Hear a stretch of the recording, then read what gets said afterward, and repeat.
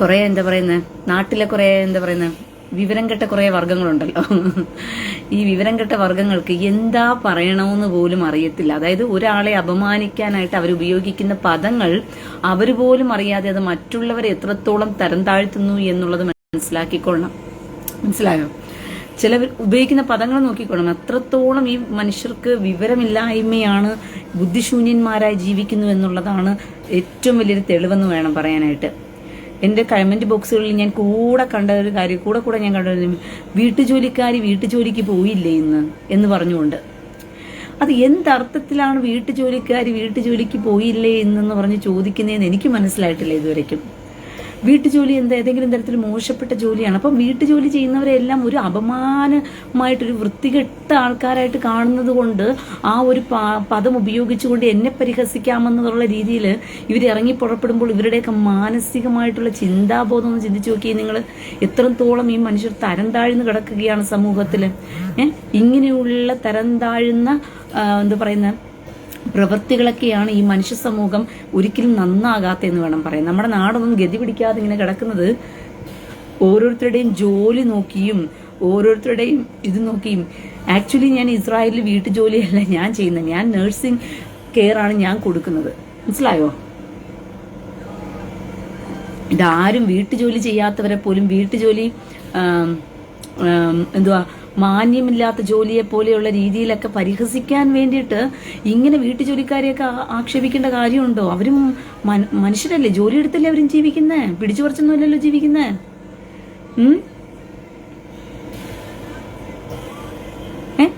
ഒന്നാലോചിച്ച് നോക്കി, അവരും മനുഷ്യരല്ലേ. നമ്മുടെ നാട്ടിലൊക്കെ വീട്ടുജോലി ചെയ്യും, നമ്മുടെ നാട്ടിലൊക്കെ പൊതുവെ വീട്ടുജോലി ചെയ്യുന്നവരൊക്കെ അടിമത്വം പോലെയാണ് നടത്തുന്നത്.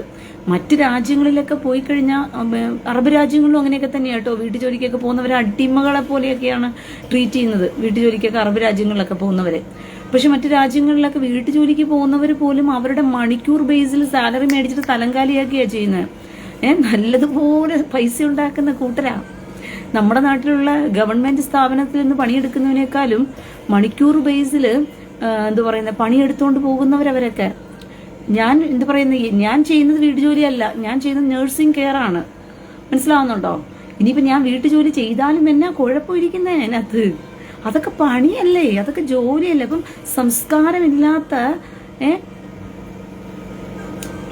സംസ്കാരമില്ലാത്ത മനുഷ്യർ നമ്മുടെ സമൂഹത്തിൽ ജീവിക്കുന്നതിന്റെ ഏറ്റവും വലിയൊരു തെളിവാണ് ഇതൊക്കെ.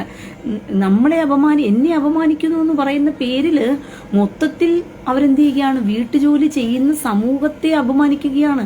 അവരൊക്കെ മനുഷ്യരല്ലേ, അവരൊക്കെ എത്രത്തോളം തങ്ങളുടെ കുടുംബത്തിന് വേണ്ടി കഷ്ടപ്പെടുകയാണ്. ഒരുത്തനെയും പോക്കറ്റിൽ പോയി കൈയിട്ടടിച്ചു മാറ്റുകയില്ലല്ലോ, ഒരുത്തനെയും പറ്റിച്ച് കാശ് മേടിക്കുകയില്ലല്ലോ. അവർ അധ്വാനവർഗം അധ്വാനത്തിന് കാശ് മേടിക്കണ്ടേ?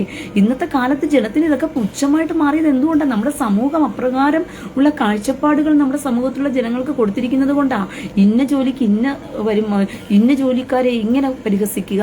പിന്നെ ഇവരുടെ കണ്ണിൽ അങ്ങ് എഞ്ചിനീയർമാരും ഡോക്ടർമാരും MBBSമാരും കലക്ടർമാർക്കും ഒക്കെ മാത്രമേ ഇവർക്ക് വില കൊടുക്കത്തുള്ളൂ, ബാക്കി ആർക്കും വില കൊടുക്കത്തില്ല. അതിനൊന്നും മനുഷ്യനല്ലേ ബാക്കിയുള്ളവരൊന്നും. പിടിച്ചു പറിച്ചാണോ മനുഷ്യൻ ജീവിക്കുന്നത്? എല്ലാവരും അധ്വാനിച്ച് തന്നെയാണ് ജീവിക്കുന്നത്. മനസ്സിലാവുന്നുണ്ടോ? അതുകൊണ്ട് നിങ്ങൾ പൊതുസമൂഹത്തിൽ നിങ്ങളുടെ കുഞ്ഞുങ്ങളെയെങ്കിലും പറഞ്ഞു വളർത്തണം. എല്ലാവർക്കും അതിൻ്റെതായ മാന്യതയും റെസ്പെക്റ്റും കൊടുത്തു വേണം വളർത്താനായിട്ട്. എൻ്റെ പ്രിയ സഹോദരങ്ങളെ, ഞാൻ ഇവിടെ ഒരു ബസ്സിൽ കയറി, നമ്മുടെ നാട്ടിലൊക്കെ നമ്മൾ ബസ്സിൽ കയറാറുണ്ട്, നമ്മുടെ നാട്ടിൽ ബസ്സിൽ കയറാറുണ്ട്, ഓട്ടോയിൽ കയറാറുണ്ട്, നമ്മൾ കയറാറുണ്ട്. നിങ്ങൾ ഓട്ടോയിൽ നിന്നും ബസ്സിൽ നിന്നൊക്കെ ഇറങ്ങുന്ന സമയത്ത് എന്നെങ്കിലും ആ ബസ്സിൽ നിന്ന് ഇറങ്ങുമ്പോൾ ആ ഡ്രൈവറോട് നന്ദി പറയാറുണ്ടോ? ആ ഓട്ടോക്കാരനോട് നന്ദി പറയാറുണ്ടോ? നിങ്ങൾ അയാൾ ചെയ്തൊരു സർവീസാണ് നിങ്ങൾക്ക് വേണ്ടി ചെയ്തു തന്നത്. ഞാൻ എപ്പം ഇവിടുത്തെ ഏത് ട്രാവൽ ഞാൻ ചെയ്യും, ഞാൻ നാട്ടിലായിരുന്ന സമയത്ത് അത് എന്താ പറഞ്ഞ ഫ്രണ്ടിലായിരിക്കുന്നെങ്കിൽ ആ ഡ്രൈവറോട് ഞാൻ പറഞ്ഞിട്ട് ഇറങ്ങുമായിരുന്നു, ഗോഡ് ബ്ലെസ് യു എന്ന് പറഞ്ഞ് ഞാൻ ഇറങ്ങുമായിരുന്നു.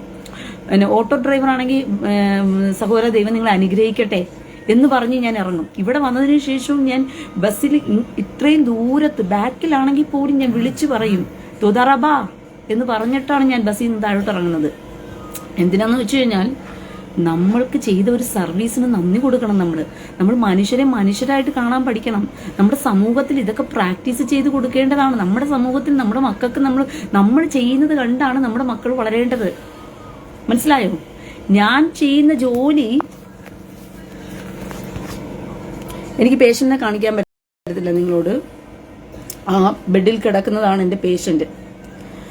മനസ്സിലാവുന്നുണ്ടോ? ഞാൻ ഇന്നത്തെ ദിവസം എൻ്റെ നൈറ്റ് ഷിഫ്റ്റാണ്. ഈ കാണുന്നത് നിങ്ങൾക്കറിയാം സാച്ചുറേഷനാണ്.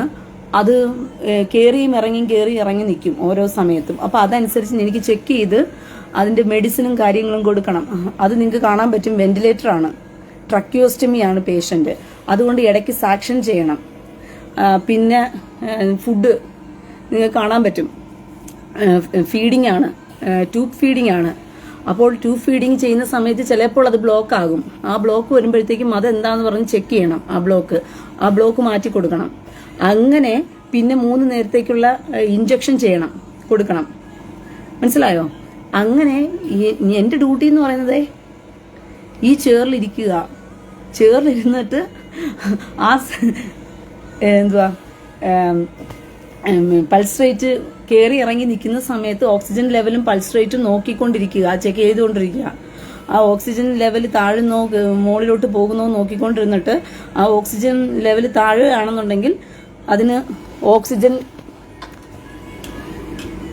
ഇവിടെ ഓക്സിജൻ വെച്ചിട്ടുണ്ട്. ഈ ഓക്സിജൻ വെന്റിലേറ്ററിൽ ഓൾറെഡി ഓക്സിജൻ കണക്റ്റഡ് ആണ്. ആ ഓക്സിജന്റെ ലെവൽ എന്ത് ചെയ്യുക, ചെക്ക് ചെയ്ത് ചേഞ്ച് ചെയ്ത് കൊടുക്കുക. മനസ്സിലാവുന്നുണ്ടോ? ഇതൊക്കെയാണ് എൻ്റെ ഡ്യൂട്ടി. ഇങ്ങനെയാണ് ഇങ്ങനെ വന്ന് കുത്തിയിരിക്കുകയാണ് എൻ്റെ ഡ്യൂട്ടി. കൃത്യസമയത്ത് ആ കാര്യങ്ങൾ ചെയ്തു കൊടുക്കുക. മനസ്സിലായോ? അല്ലാതെ ഇനിയിപ്പോൾ എൻ്റെ ഡ്യൂട്ടി വീട് തൂക്കാനും തുടയ്ക്കാനും വീട്ടുജോലിയാണെങ്കിൽ പോലും അഭിമാനമായിട്ട് കാണേണ്ടത് തന്നെയാണ്. ജോലി ചെയ്തല്ലേ കാശ് മേടിക്കുന്നേ, ഇല്ലാതെ ഒന്നും അല്ലല്ലോ. മറ്റുള്ളവരെ അപമാനിക്കാനും പരിഹസിക്കുവാനും കളിയാക്കുവാനുമായിട്ടൊക്കെ ആരെയാണ് ഇവരൊക്കെ തുലനം ചെയ്യുന്നത്? ആരെയാണ് ഇവര് കമ്പയർ ചെയ്ത് സംസാരിക്കുന്നത്? വീട്ടുജോലിക്കാരി, കടപ്പുറത്തുകാരി. എന്താ കടപ്പുറത്ത് മനുഷ്യരല്ലേ ജീവിക്കുന്നത്? മീൻ വിൽക്കുന്നവർ മനുഷ്യരല്ലേ?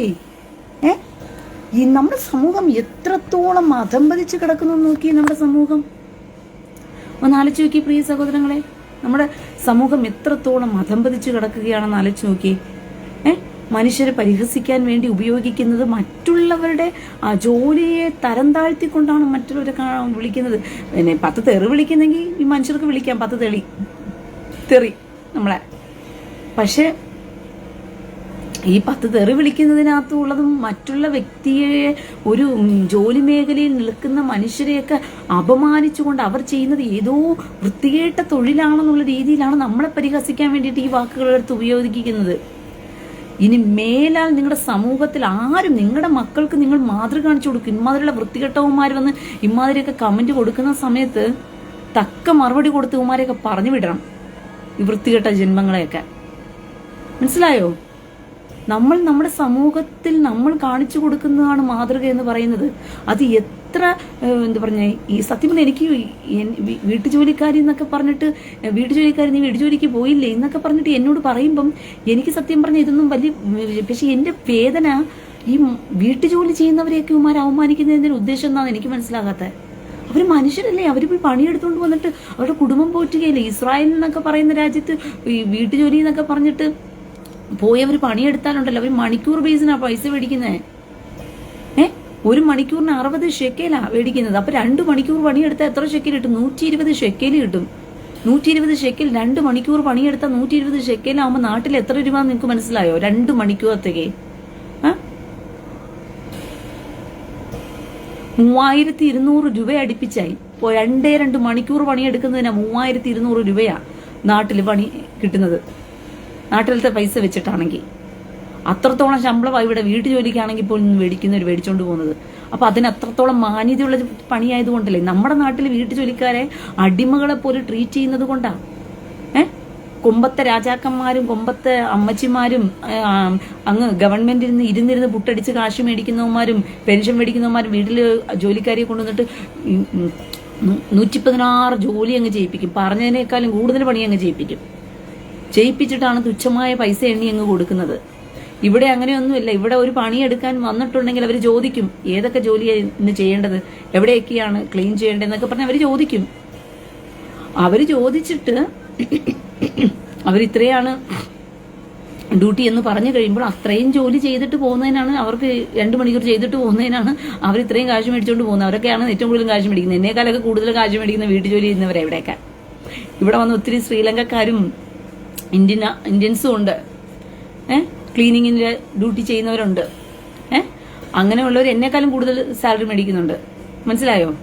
ഞാൻ ചെയ്തിട്ടുണ്ട്. ഒരു ദിവസം എനിക്ക് ഡ്യൂട്ടി ഇല്ലാണ്ടിരുന്ന സമയത്ത് ഞാൻ ക്ലീനിങ്ങിന് ഞാൻ പോയിട്ടുണ്ടായിരുന്നു. 2 ദിവസം എങ്ങാണ്ട് ഞാൻ ക്ലീനിങ്ങിന് പോയിട്ടുണ്ടായിരുന്നു. എനിക്ക് ഡ്യൂട്ടി ഇല്ലായിരുന്നു. ഡ്യൂട്ടി ഇല്ലായിരുന്നപ്പോഴത്തേക്കും പിന്നെ പൈസ വേണ്ടേ? അത്യാവശ്യം ചെലവിന് പൈസ വന്നു കഴിഞ്ഞാൽ ഡ്യൂട്ടിക്ക് ക്ലീനിങ്ങിന് പോയി ചെയ്യുന്നതിന് ഇപ്പം എന്നാ കുഴപ്പമിരിക്കുന്നത്? ഞാൻ പോയി ചെയ്തു. 2 ദിവസമേ ചെയ്തോളൂ. കാരണം അത് കഴിഞ്ഞപ്പോഴത്തേക്കും ഡ്യൂട്ടി കിട്ടി. ഡ്യൂട്ടി ഇല്ലാതെ 2 ദിവസം നിന്നപ്പോഴത്തേക്കും, കാരണം ഞാൻ പറഞ്ഞില്ല, നമുക്ക് ഷിഫ്റ്റ് മാറുമ്പോഴത്തേക്കും ഡ്യൂട്ടി ഇല്ലാണ്ട് ചില സമയം നിൽക്കേണ്ടി വരും. അതിന് 1.5 മാസം എനിക്ക് ജോലി ഇല്ലാതെ തന്നെയാണ് ഞാൻ 1.5 മാസം നിന്നത്.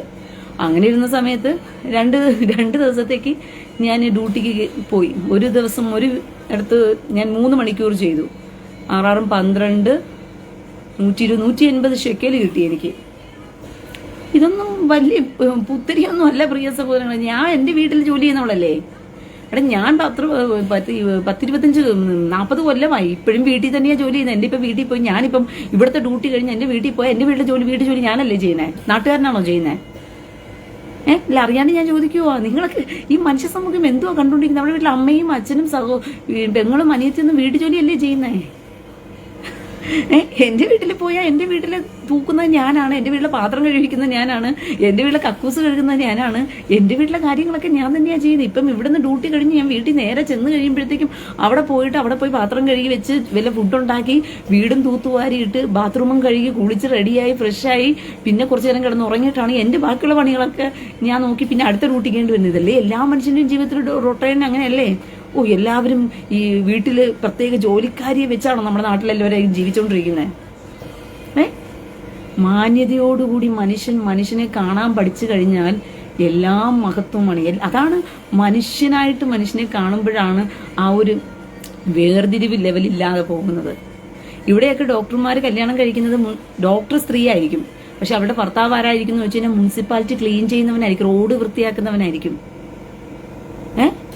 ഭാര്യ ഡോക്ടറായിരിക്കും, പക്ഷെ അവൻ റോഡ് ക്ലീൻ ചെയ്യുന്നവനായിരിക്കും ഭർത്താവ്. ഇവിടെ ആരും റോഡ് ക്ലീൻ ചെയ്യുന്നവനാണോ, അയ്യോ എനിക്ക് അങ്ങനെ വേണ്ട, ഞാൻ ഡോക്ടറല്ലേ, എനിക്ക് ഡോക്ടർ മതി എന്നൊന്നുമല്ല. ഇവിടെ എല്ലാ ജോലിക്കും മാന്യതയോടുകൂടി എല്ലാവരും കാണുന്നത്. പിന്നെ ചിലർ പറയുന്നൊരു ഡയലോഗുണ്ട്, കടപ്പുറത്തുകാരി മീൻകാരി എന്ന് പറഞ്ഞു. എന്തേ കടപ്പുറത്തുകാരി മനുഷ്യരല്ലേ? കടപ്പുറത്തുകാരി മനുഷ്യരല്ലേ? എടാ, നിന്റെയൊക്കെ നാട്ടിൽ വെള്ളപ്പൊക്കം കൊണ്ട് നീയൊക്കെ മുങ്ങിച്ചാകാൻ കിടന്നപ്പോ അയ്യോ രക്ഷിക്കണേ ഓടിവായോ എന്ന് പറഞ്ഞപ്പം ഈ കടപ്പുറത്തുകാരല്ലേ വള്ളവും വലയും എടുത്തുകൊണ്ട് വന്ന് നീ എന്നെയൊക്കെ രക്ഷിച്ചത്. അതുവരയ്ക്കും രക്ഷിക്കാൻ നേരത്ത് മാത്രം കടപ്പുറത്തുകാരോട് ഒരു പ്രത്യേക സ്നേഹം. അയ്യോ, അന്ന് ബ്രാഹ്മണനുമില്ല, മുസൽമാനുമില്ല, ഒരുത്തനുമില്ല, എല്ലാവരും അങ്ങ് തലയെ തൂക്കി വെക്കുകയല്ലായിരുന്നു. ഈ കടപ്പുറത്തുകാരെ മുഴുവനും തലയെ തൂക്കി. നിങ്ങൾ ഈ കടപ്പുറത്തുകാരെന്നും മീൻകാരിയെന്നും അങ്ങനെയും ഇങ്ങനെയെന്നും വിളിച്ച ഈ സമൂഹമാണ് ആപത്തിൽ നിങ്ങൾക്ക് വേണ്ടി ഓടി വന്ന് രക്ഷിച്ചത്. അല്ലാതെ കോട്ടും സൂട്ടും ഇട്ട് നടന്നവന്മാരും എഞ്ചിനീയറും ഡോക്ടർമാരും ഒന്നും അല്ല കയറി ഇറങ്ങി നിന്റെയൊക്കെ ജീവൻ രക്ഷിക്കാനായിട്ട് വന്നത്. മാന്യതയോടുകൂടി സംസാരിക്കാൻ പഠിക്കും, മനുഷ്യനായി കാണാൻ പഠിക്കുക. വൃത്തികെട്ട ജന്മങ്ങളായിട്ട് സമൂഹത്തിൽ മാറിയതിന്റെ പിന്നിലെ രഹസ്യം എന്ന് പറയുന്നത് ഇതുപോലെ കേവലം നിങ്ങൾക്ക് ഒരാളോട് പകയുണ്ടായിരിക്കാം, ഒരാളോട് വൈരാഗ്യം ഉണ്ടായിരിക്കാം, അതിന് നിങ്ങൾ അത് തെറിയോ നിങ്ങൾക്ക് ഇഷ്ടമുള്ള എന്തെങ്കിലും വരും. പക്ഷെ മറ്റുള്ളവരുടെ ജോലിയോ മറ്റുള്ളവരെ തരം താഴ്ത്തിക്കൊണ്ടുള്ള പദങ്ങളോ ഉപയോഗിച്ച് ആക്ഷേപിക്കാതിരിക്കാൻ പഠിക്കുക ഇനിയെങ്കിലും.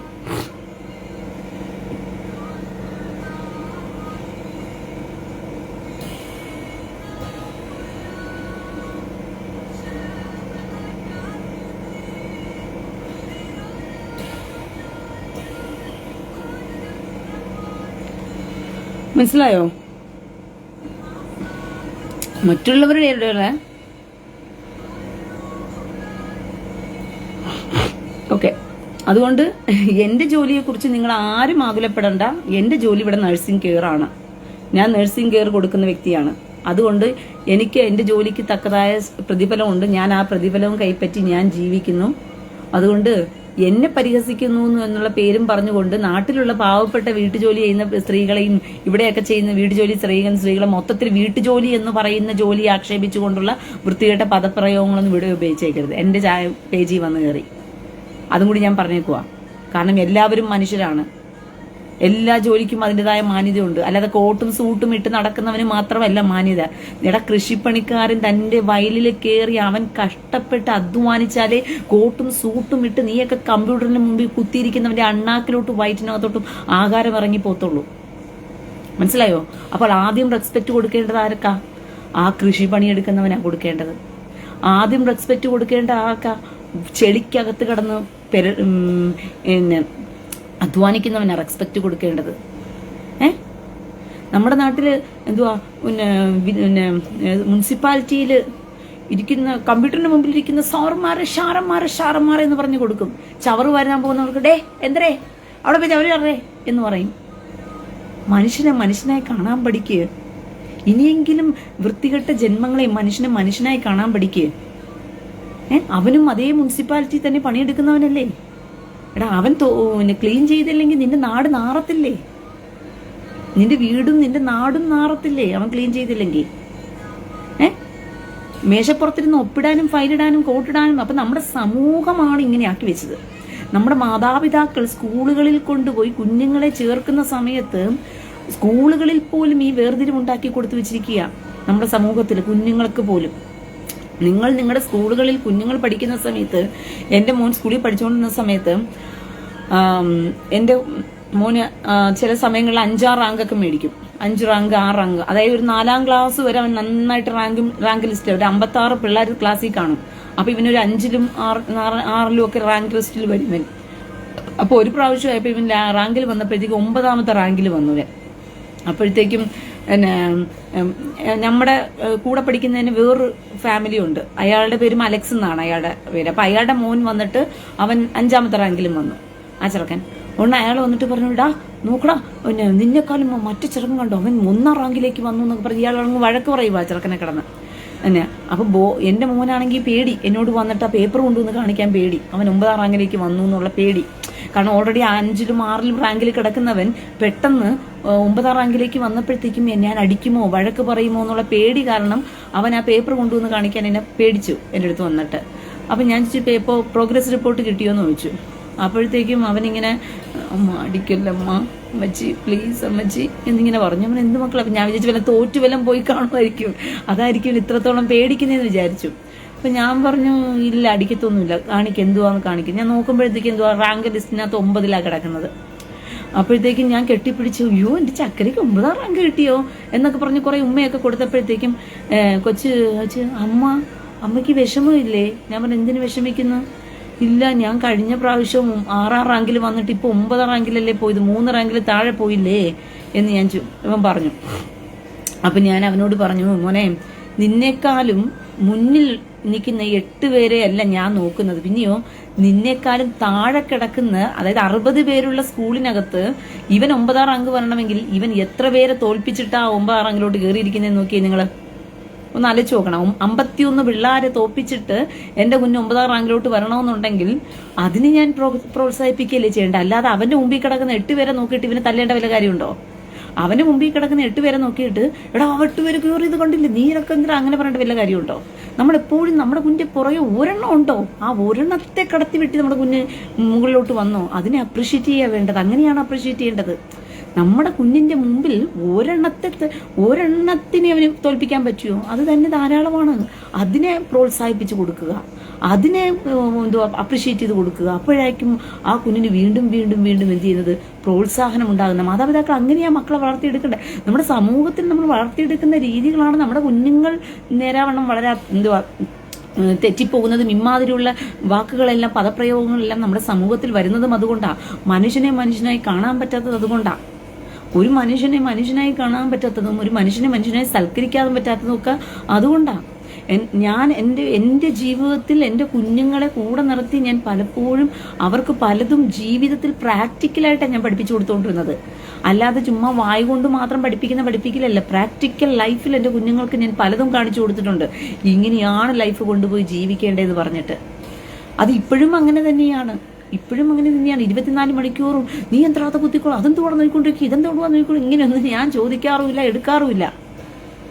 അപ്പോൾ എൻ്റെ പ്രിയ സഹോദരങ്ങളെ, നമ്മൾ ബഹുമാനിക്കാൻ നമ്മുടെ സമൂഹത്തിൽ നമ്മുടെ മക്കൾക്ക് പറഞ്ഞു കൊടുക്കും.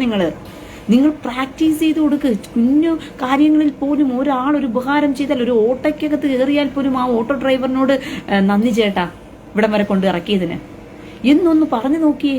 ജനം ഇത് കേൾക്കുന്ന വേറൊരുത്തിന് ആവേശം കൊള്ളും, അവൻ അത് പ്രാക്ടിക്കലാക്കും. അങ്ങനെ അങ്ങനെ അങ്ങനെ അങ്ങനെ അങ്ങനെ അങ്ങനെ ഇവിടെ ഞാൻ ഇസ്രായേലിൽ വന്നതിന് ശേഷം ഞാൻ ഇങ്ങനെ ബസ്സിനകത്തിരുന്നിട്ട് ഞാൻ വിളിച്ചു പറയും ദൊദറബാ എന്ന് പറഞ്ഞിട്ട് ഞാൻ ബസ്സിൽ നിന്ന് ഇറങ്ങി പോകുന്നത് കണ്ടിട്ട് മറ്റുള്ളവരും ഇത് കണ്ടുകൊണ്ടിരിക്കുക, കേട്ടുകൊണ്ടിരിക്കുക. അതുകൊണ്ട് എത്ര പേരത് പ്രാക്ടിക്കലാക്കി മാറ്റും അവരുടെ ലൈഫിൽ. നമ്മൾ ഇങ്ങനെയാണ്.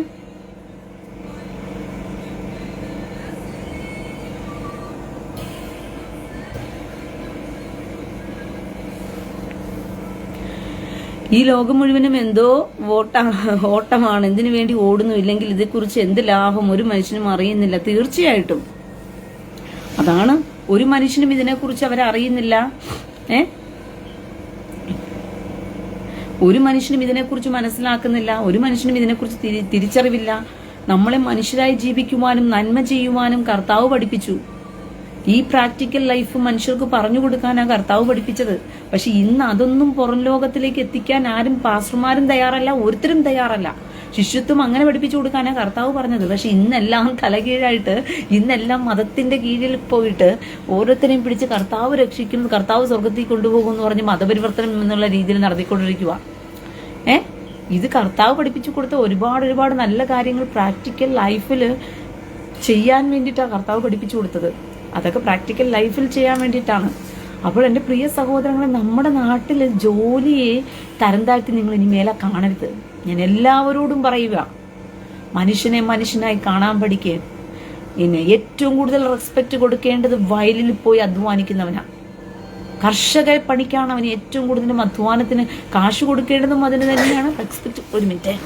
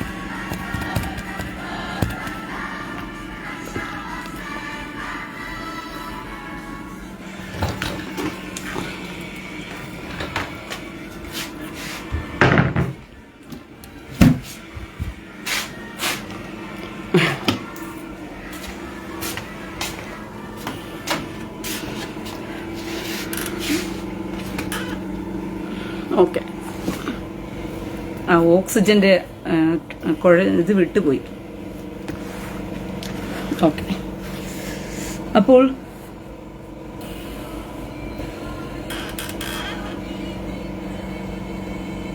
കുമാരൻ അപ്പുക്കുട്ടൻ, കർഷക തൊഴിലാളികൾക്ക് അവർക്കാണ് VIP പരിഗണന കൊടുക്കേണ്ടത്. തീർച്ചയായിട്ടും നമ്മുടെ സമൂഹത്തിൽ അതാണ് വേണ്ടിയിരുന്നത്. അങ്ങനെ കൊടുക്കേണ്ട തൊഴിൽ മേഖലകൾക്ക് അങ്ങനെ പരിഗണന കൊടുക്കാതെ അവരെ കേവലം എന്താ പറയുക ഞാന്, നമ്മുടെയൊക്കെ നാട് ഗതി പിടിക്കുവോ? നമ്മുടെ നാട് ഗതി പിടിക്കുവോ? ഒരിക്കലും ഗതി പിടിക്കില്ല. കാരണം അവർ രാപ്പകൽ കിടന്ന് അധ്വാനിച്ചും കഷ്ടപ്പെട്ടും അവർ ചെയ്യുന്ന ജോലിക്ക് തക്കവണ്ണമുള്ള വേതനമല്ല അവർക്ക് കിട്ടുന്നത്. അവരുടെ കയ്യിൽ നിന്നും മേടിച്ചുകൊണ്ട് പോകുന്ന ഇടനിലക്കാരനായ ബിനാമിയാണിന്ന് ലോകത്ത് സ്വത്തുണ്ടാക്കിക്കൊണ്ടിരിക്കുന്നത്.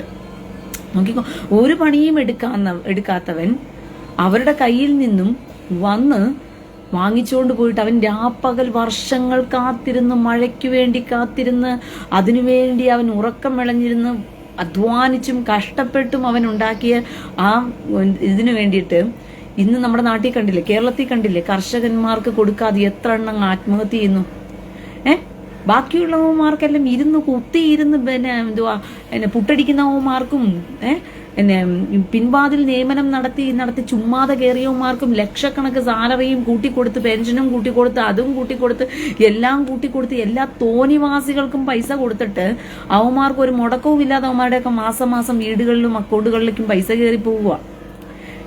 എന്നിട്ടും രാപ്പകൽ അധ്വാനിച്ച് മറ്റുള്ളവന്റെ അന്നത്തിനു വേണ്ടിയിട്ട് കിടന്ന് കഷ്ടപ്പെട്ട അവന് പൈസ കൊടുക്കുന്നില്ല. കർഷകൻ പൈസയ്ക്ക് വേണ്ടി കിടന്ന് അധ്വാനിക്കുക. ഞാൻ കഴിഞ്ഞ ദിവസം ഒരു വീഡിയോ കണ്ടിട്ട് ഞാൻ കരഞ്ഞുപോയി പ്രിയ സഹോദരങ്ങളെ. ഒരു മനുഷ്യൻ നെഞ്ചു പൊട്ടി കരയുകയാണ്. ഇവരുടെയൊക്കെ കണ്ണുനീര് കേൾക്കാൻ നമ്മുടെ സമൂഹത്തിൽ ആർക്കും കഴിയുന്നില്ല എന്ന് വേണം പറയാനായിട്ട്. മനുഷ്യനെ മനുഷ്യനായി കാണുന്ന സമൂഹം നഷ്ടപ്പെട്ടു പോയി പ്രിയ സഹോദരങ്ങളെ.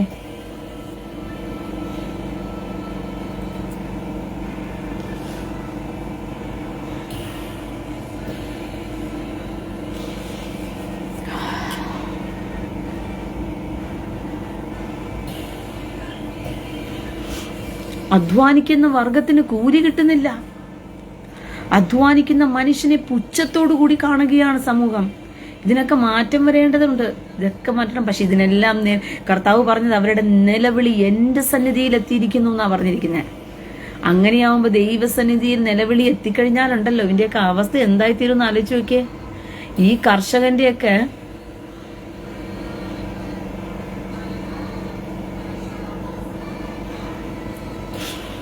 കർഷകന്റെയൊക്കെ നിലവിളി ദൈവസന്നിധിയിൽ എത്തിക്കഴിഞ്ഞാലുള്ള എന്തുമായിരിക്കും അവസ്ഥയെന്ന് നിങ്ങളൊന്ന് ആലോചിച്ച് നോക്കിയേ പ്രിയ സഹോദരങ്ങളെ.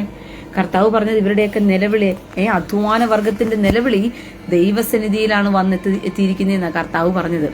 അപ്പോൾ അപ്രകാരം മനുഷ്യനെ ഇങ്ങനെ ചൂഷണം ചെയ്ത് നമ്മുടെ സമൂഹം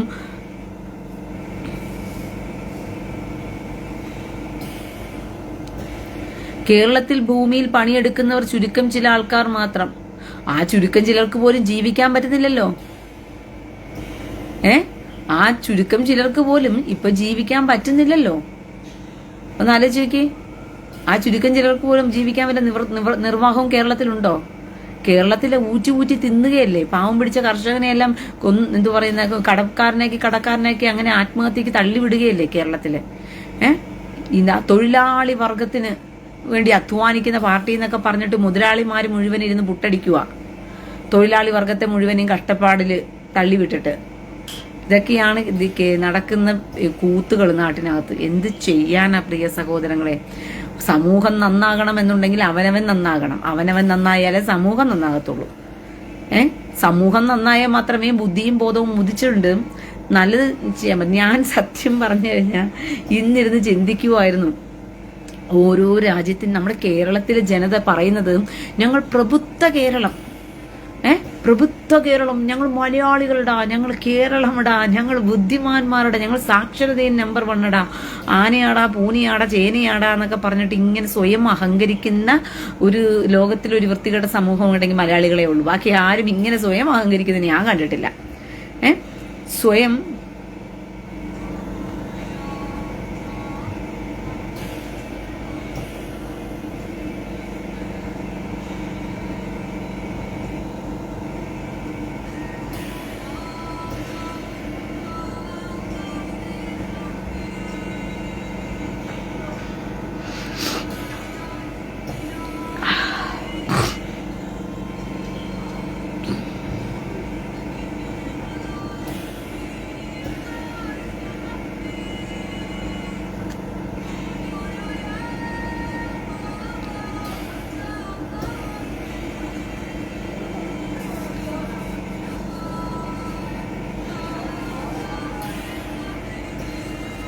ഓക്കെ.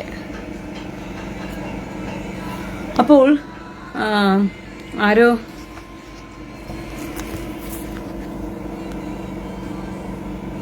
ഓക്കെ. അപ്പൊ ഞാൻ പറഞ്ഞു വന്നത്, ഞാൻ എന്താ പറഞ്ഞു വന്നേ അയ്യോ എന്തുവാ പ്രബുദ്ധ കേരളം, ഞങ്ങളെല്ലാം കൊണ്ടും തികഞ്ഞവരാണ് എന്നൊക്കെ പറഞ്ഞ് സ്വയം അഹങ്കരിക്കുന്ന ഒരു കൂട്ടം എന്ന് പറയുന്നത് ഈ മലയാളികൾ മാത്രമേ ഉള്ളൂ ഈ ലോകത്ത്.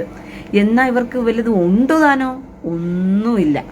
അഹങ്കരിക്കാൻ പാകത്തിന് കേരളത്തിലായിട്ട് ഒന്നും തന്നെ ഇല്ല പ്രിയ സഹോദരങ്ങളെ. നാണം കെട്ട ഒരു കേരളത്തില് പ്രവാസികളുടെ പണത്തിൽ ജീവിക്കുന്ന കേരളം. എന്നെ മദ്യം വിറ്റ് ജീവിക്കുന്ന കേരളം, ആഭാസകരമായ സകലതും വിറ്റ് ജീവിക്കുന്ന കേരളം. കേരളത്തിന്റെ വരുമാനം എവിടുന്ന? മദ്യം കച്ചവടം ചെയ്തുള്ള വരുമാനം. ഇതിനെയൊക്കെ ആഫ്രിക്കൻ രാജ്യങ്ങളുണ്ട്, ചില ആഫ്രിക്കൻ രാജ്യങ്ങളിലൊക്കെ പോയി കഴിഞ്ഞാലുണ്ടല്ലോ അവിടെ വരുമാനം എന്നൊക്കെ പറയുന്നത് ഇമാതിരിയുള്ള കഞ്ചാവും എന്തുവാ. ഈ അഫ്ഗാനിസ്ഥാനൊക്കെ അഫ്ഗാനിസ്ഥാനൊക്കെ ഈ പിന്നെ ഡ്രഗ്സ് വിറ്റുള്ള വരുമാനമേ ഉള്ളൂ. കാരണം അവന്മാർക്ക് ബുദ്ധിയും ബോധവും ഇല്ലാത്തത് കൊണ്ട് അവിടെ ഒന്നും ചെയ്യാൻ പറ്റത്തില്ല. ഇതുപോലെ കേരളം എന്ന് പറയുന്നത് കഞ്ചാവ് വിറ്റും മയക്കുമരുന്ന് വിറ്റും മദ്യം വിറ്റും അതുപോലെ തന്നെ സകല പാൻപരാഗ് വിറ്റും അങ്ങനെ സകലവിധ ലോട്ടറി വിറ്റും ഇങ്ങനെയൊക്കെ മനുഷ്യനെ പിഴിഞ്ഞ് ജീവിക്കുന്ന സംസ്ഥാനം എന്ന് പറയുന്ന സംസ്ഥാനം. എന്നിട്ടും മലയാളി ഊള ഡയലോഗ് മാറുന്നില്ലെന്നുള്ളതാണ് ഞാൻ ആലോചിക്കുന്നത്. ഓരോയിടത്തും ഓരോ ഇൻഡസ്ട്രികൾ ഉണ്ടായിക്കൊണ്ട് അവര് ഓരോ സ്ഥാപനങ്ങൾ കെട്ടിപ്പടുത്തി അവിടെയൊക്കെ വളർച്ച ഉണ്ടാക്കി. നിങ്ങൾ പണ്ട് കാലത്തിൽ പാണ്ടി പാണ്ടി പാണ്ടി എന്ന് പറഞ്ഞ് തമിഴ്നാട്ടുകാരനെ വിളിച്ചിരുന്നു. ഇന്നും വിളിക്കുന്നവരുണ്ട് കേട്ടോ. ഒരു പാണ്ടികളാണ്, നമ്മളെന്തോ വലിയ ആനക്കാളാണ്, അവരൊക്കെ പാണ്ടികളാണെന്ന് പറഞ്ഞിട്ട് ഇന്നും മലയാളി പൊട്ടന്മാർ കിടന്ന് വിളിക്കുന്നുണ്ട് പാണ്ടികളെന്ന് പറഞ്ഞിട്ട്. എന്നാ പിന്നെ അവരൊക്കെ പണ്ട് കേരളത്തിൽ വന്ന് പണിക്ക് വേണ്ടിയിട്ട് പണ്ട് കേരളത്തിൽ പഠിക്കാനും കേരളത്തിൽ പണിക്കും ഒക്കെ അവർ വന്നിരുന്നു. പക്ഷെ ഇന്ന് മലയാളികളെല്ലാം അവിടെയാ പഠിക്കാൻ പോകുന്നത്. ചെന്നൈയില്, കോയമ്പത്തൂരില്. മലയാളിയെല്ലാം പഠിക്കാൻ പോകുന്നത് എങ്ങോട്ടാ? ഇപ്പം പാണ്ടികളുടെ നാട്ടിലോട്ടാ പഠിക്കാൻ പോകുന്നത് പോലും. ചെന്നൈയും കോയമ്പത്തൂരും തിരക്കി പോവുക പഠിക്കാനായിട്ട്. ചെന്നൈ, കോയമ്പത്തൂർ, മധുരൈ, തിരുനെൽവേലി എന്നൊക്കെ പറഞ്ഞിട്ട് പഠിക്കാൻ പോവുക പാണ്ടികളുടെ നാട്ടിലോട്ട്. കാലം പോയ പോക്കെ തിരിച്ചടിക്കും. അഹങ്കാരത്തിന് കയ്യും കാലും വെച്ച് കൊടുത്തിരിക്കുന്ന ആ മലയാളികൾ എന്ന് പറയുന്ന വർഗം അതിനാ തിരിച്ചു കിട്ടിക്കൊണ്ടിരിക്കുന്നതെന്ന് വേണം പറയാനായിട്ട്. പണ്ട് ഈ തമിഴന്മാർ ഇവിടെ നാട്ടിലും പഠിക്കു വന്നിരുന്നു, പല സ്ഥലത്തും പാത്രക്കടയിലും അവിടെയും ഇവിടെയൊക്കെ ആയിട്ട്. ഇപ്പം മലയാളികൾ മുഴുവനും തമിഴ്നാട്ടില് തിരുപ്പൂരിലും അവിടെ ഇവിടെയും ബെനിയൻ കമ്പനിക്കൊക്കെ പണിക്ക് പോയിക്കൊണ്ടിരിക്കുക. മലയാളികൾ അങ്ങോട്ട് പോവുക പണിക്ക്. കാരണം അവിടെ കമ്പനികൾ കെട്ടിപ്പടുത്തി പുതിയ പുതിയ സംരംഭങ്ങൾ കൊണ്ടുവന്ന് ആ നാടൊക്കെ മുന്നേറിക്കൊണ്ടിരിക്കുക. അതുകൊണ്ട് അവർക്ക് അടുത്ത നാടുകളിലൊന്നും പണിക്ക് പോകണ്ട. അവർ അടുത്ത രാജ്യങ്ങളിലും അടുത്ത നാടുകളിലും കഷ്ടപ്പെടേണ്ട കാര്യം വരുന്നില്ല. അവരുടെ സ്വന്തം നാട്ടിൽ തന്നെ അവർക്ക് അധ്വാനിക്കാനുള്ള വരുമാന മാർഗങ്ങൾ ഇവിടെയുണ്ട്. പക്ഷെ മലയാളിക്ക് നാട്ടിൽ കിടന്ന പിച്ചച്ചട്ടി എടുക്കണം. അതുകൊണ്ട് മലയാളി എന്ത് ചെയ്യും? എത്രയും പെട്ടെന്ന് പണിയെടുക്കാൻ പറ്റുമെന്നുണ്ടെങ്കിൽ മലയാളിയുടെ വേറൊരു രസം കഴിഞ്ഞു. ഞാൻ തമിഴില് നീയാ നാന എന്ന് പറഞ്ഞൊരു പരിപാടിയുണ്ട്. എനിക്ക് ഭയങ്കര ഇഷ്ടമുള്ള പരിപാടിയാ തമിഴില്. ഇപ്പൊ അത് കാണാറില്ല.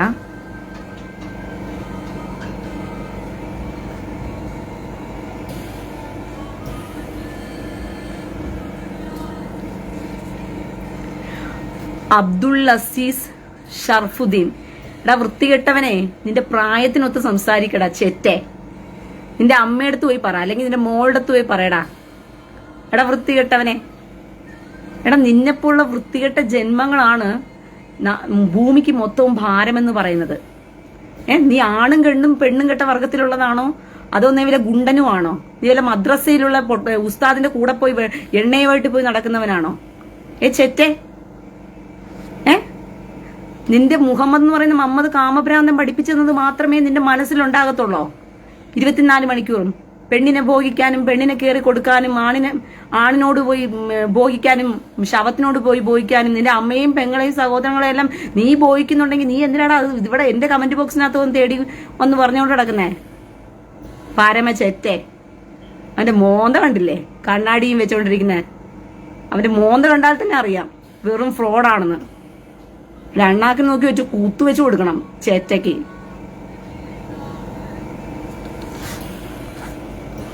ഗുണ്ടം വന്നിരിക്കുന്നു.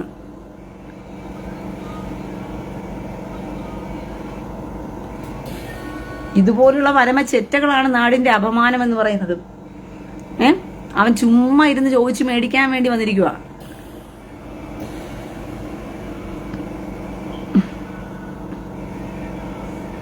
മദ്രസയിൽ പഠിച്ചതിന്റെ ഗുണവാ ആ വൃത്തികെട്ടവന്. അല്ലാതെ ഇവൻ എന്തുവാ ഉള്ളത്? ഞാൻ സീരിയസ് ആയിട്ട് എത്ര നല്ല കാര്യങ്ങളാ പറഞ്ഞു കൊടുത്തോണ്ടിരുന്നത് നോക്കിക്കൊള്ളണം. ഉടനെ അവന്റെ ഉമ്മയുടെ അടുത്തിരുന്ന ഓർമ്മ അവന് വന്നത്. അതുകൊണ്ട് ആ ഉമ്മയെ ഓർത്തിട്ട് നേരെ എന്റെ കമന്റ് ബോക്സിലോട്ട് വന്നു, ഉമ്മയെ വിട്ടിട്ട്.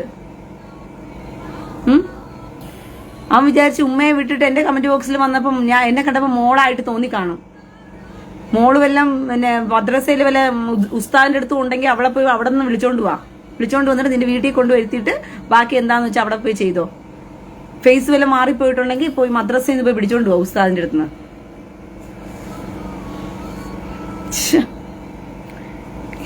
എന്റെ പ്രിയ സഹോദരങ്ങളെ, എന്റെ കയ്യിൽ നിന്ന് മേടിക്കാൻ വേണ്ടി തന്നെ ഇവന്മാര് കച്ചകെട്ടി ഇറങ്ങി പുറപ്പെട്ടിരിക്കുകയാണല്ലോ എന്ന് ഞാൻ ചിന്തിക്കുക. ചുമ്മാതെ ഞാനിരുന്ന് സീരിയസ് ആയിട്ട് എന്തെങ്കിലും പറയാമെന്ന് വിചാരിച്ചു കഴിഞ്ഞാൽ ഇവന്മാര് സീരിയസ് ആയിട്ട് പറയാൻ വിടത്തില്ല. അതിനിടയിൽ ഇവന്മാര് കയറി കൊളുത്തിക്കൊണ്ട് പോകും. ഇപ്പൊ ഫേസ്ബുക്ക് തുറക്കാൻ പറ്റാത്ത അവസ്ഥയായിരിക്കുക. എന്ന് ഇവന്മാര് പറയുന്ന വൃത്തികേടുകൾ കേട്ട് കഴിഞ്ഞാൽ തിരിച്ചു കൊടുക്കാതിരിക്കാനും തോന്നത്തില്ല. കാരണം കൊടുക്കാതിരുന്നു കഴിഞ്ഞാൽ പിന്നെ ഇവന്മാര് ഭയങ്കര രാജാക്കന്മാരായിട്ട് അങ്ങ് ചവഞ്ഞങ്ങ് നടക്കും. നമ്മൾ എന്തോ വലിയ ആന കമന്റ് ഇട്ട് കഴിഞ്ഞ് നമ്മൾ നാണക്കെടുത്തിയിട്ട് പോയി എന്നൊക്കെ ഉള്ള ചിന്തയിൽ അങ്ങ് നടന്നു കളയും ഇവന്മാര്. അതുകൊണ്ട് 2 കൊട്ടു കൊടുക്കുന്നത്. ഇനി മേലെ ഈ തെമ്മാടിത്തരം എന്ത് ചെയ്യരുത്, വേറെ പെണ്ണുങ്ങളടുത്തൊന്നും പോയി പറയരുത്. വീട്ടിലുള്ള പെണ്ണുങ്ങളെ വെച്ചുകൊണ്ട് വീട്ടിലുള്ള പെണ്ണുങ്ങളടുത്ത് പോയി സംസാരിക്കണം. അടുത്ത സ്ത്രീകളടുത്തും കയറി കമന്റുകളിൽ കയറി വരരുത്. ഇവനെങ്ങാണ്ട് പോയി നോണ്ടാൻ പോയി നടക്കാം. മലയാളിയെ പറഞ്ഞപ്പോഴത്തേക്ക് അവനങ്ങ് നോണ്ടി കയറുക. ആ മലയാളി എന്ന് പറയുന്ന മാരാണല്ലോ ഇപ്പൊ പിന്നെ മദ്രസ ഗുണ്ടന്മാരായിട്ട് നടക്കുന്ന എണ്ണയും കൊണ്ട്. മലയാളികൾ ഇപ്പൊ ഏകദേശം മുസ്ലിങ്ങളാണല്ലോ, ഈ വർഗത്തിൽപ്പെട്ടതാണല്ലോ. അപ്പൊ അവന് പൊറുക്കുന്നില്ല. അല്ലാത്തൊന്നും അവിടെ ഇല്ലല്ലോ ഇപ്പം. അല്ലാത്ത പല രാജ്യങ്ങളും ജോലിക്ക് വേണ്ടി പോയിരിക്കല്ലേ. ഞാൻ വിഷയത്തിലോട്ട് വരാം. ഇപ്പൊ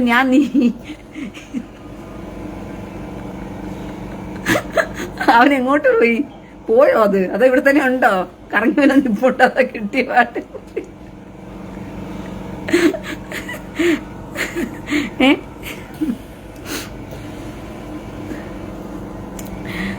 സജി തമിഴരെ കണ്ടാൽ മലയാളിക്ക് ഭയങ്കര അറപ്പാ. കാര്യങ്ങൾ പറയുന്ന പോലെ അവരുടെ നാട്ടിൽ പോയി പഠിക്കണം, കാര്യം ജോലി ചെയ്ത് കാശ് വാങ്ങണം. മലയാളിക്ക് അല്ലെങ്കിൽ ഒരു അങ്ങനത്തെ സൗഖ്യടാ.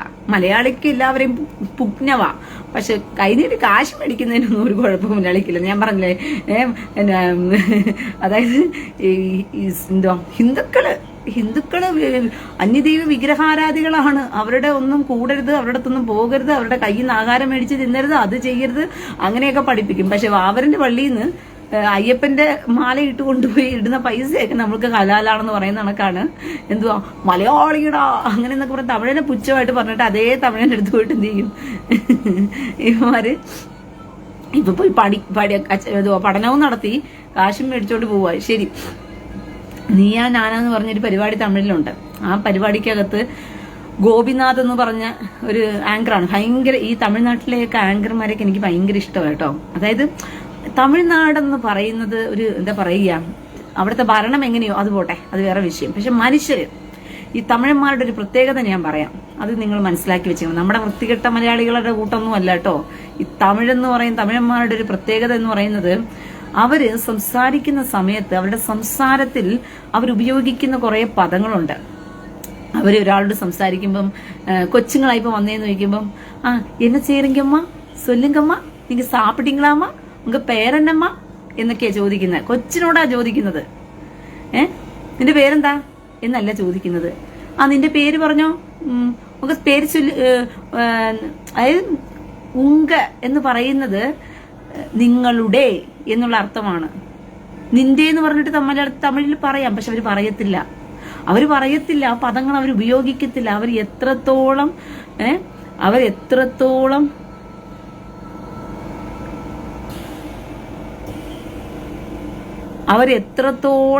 എന്താ പറയുന്നത്, മര്യാദ കൊടുത്ത് സംസാരിക്കാൻ പറ്റുമോ അത്രത്തോളം മര്യാദ കൊടുത്ത് അവർ സംസാരിക്കുന്നത്. ഉങ്ക പേരന്നമ്മ, സൊല്ലുങ്കമ്മ, സാപ്പിട്ടിങ്ങളാമ്മ, ഇരിങ്കമ്മ എന്നൊക്കെ പറഞ്ഞിട്ട്.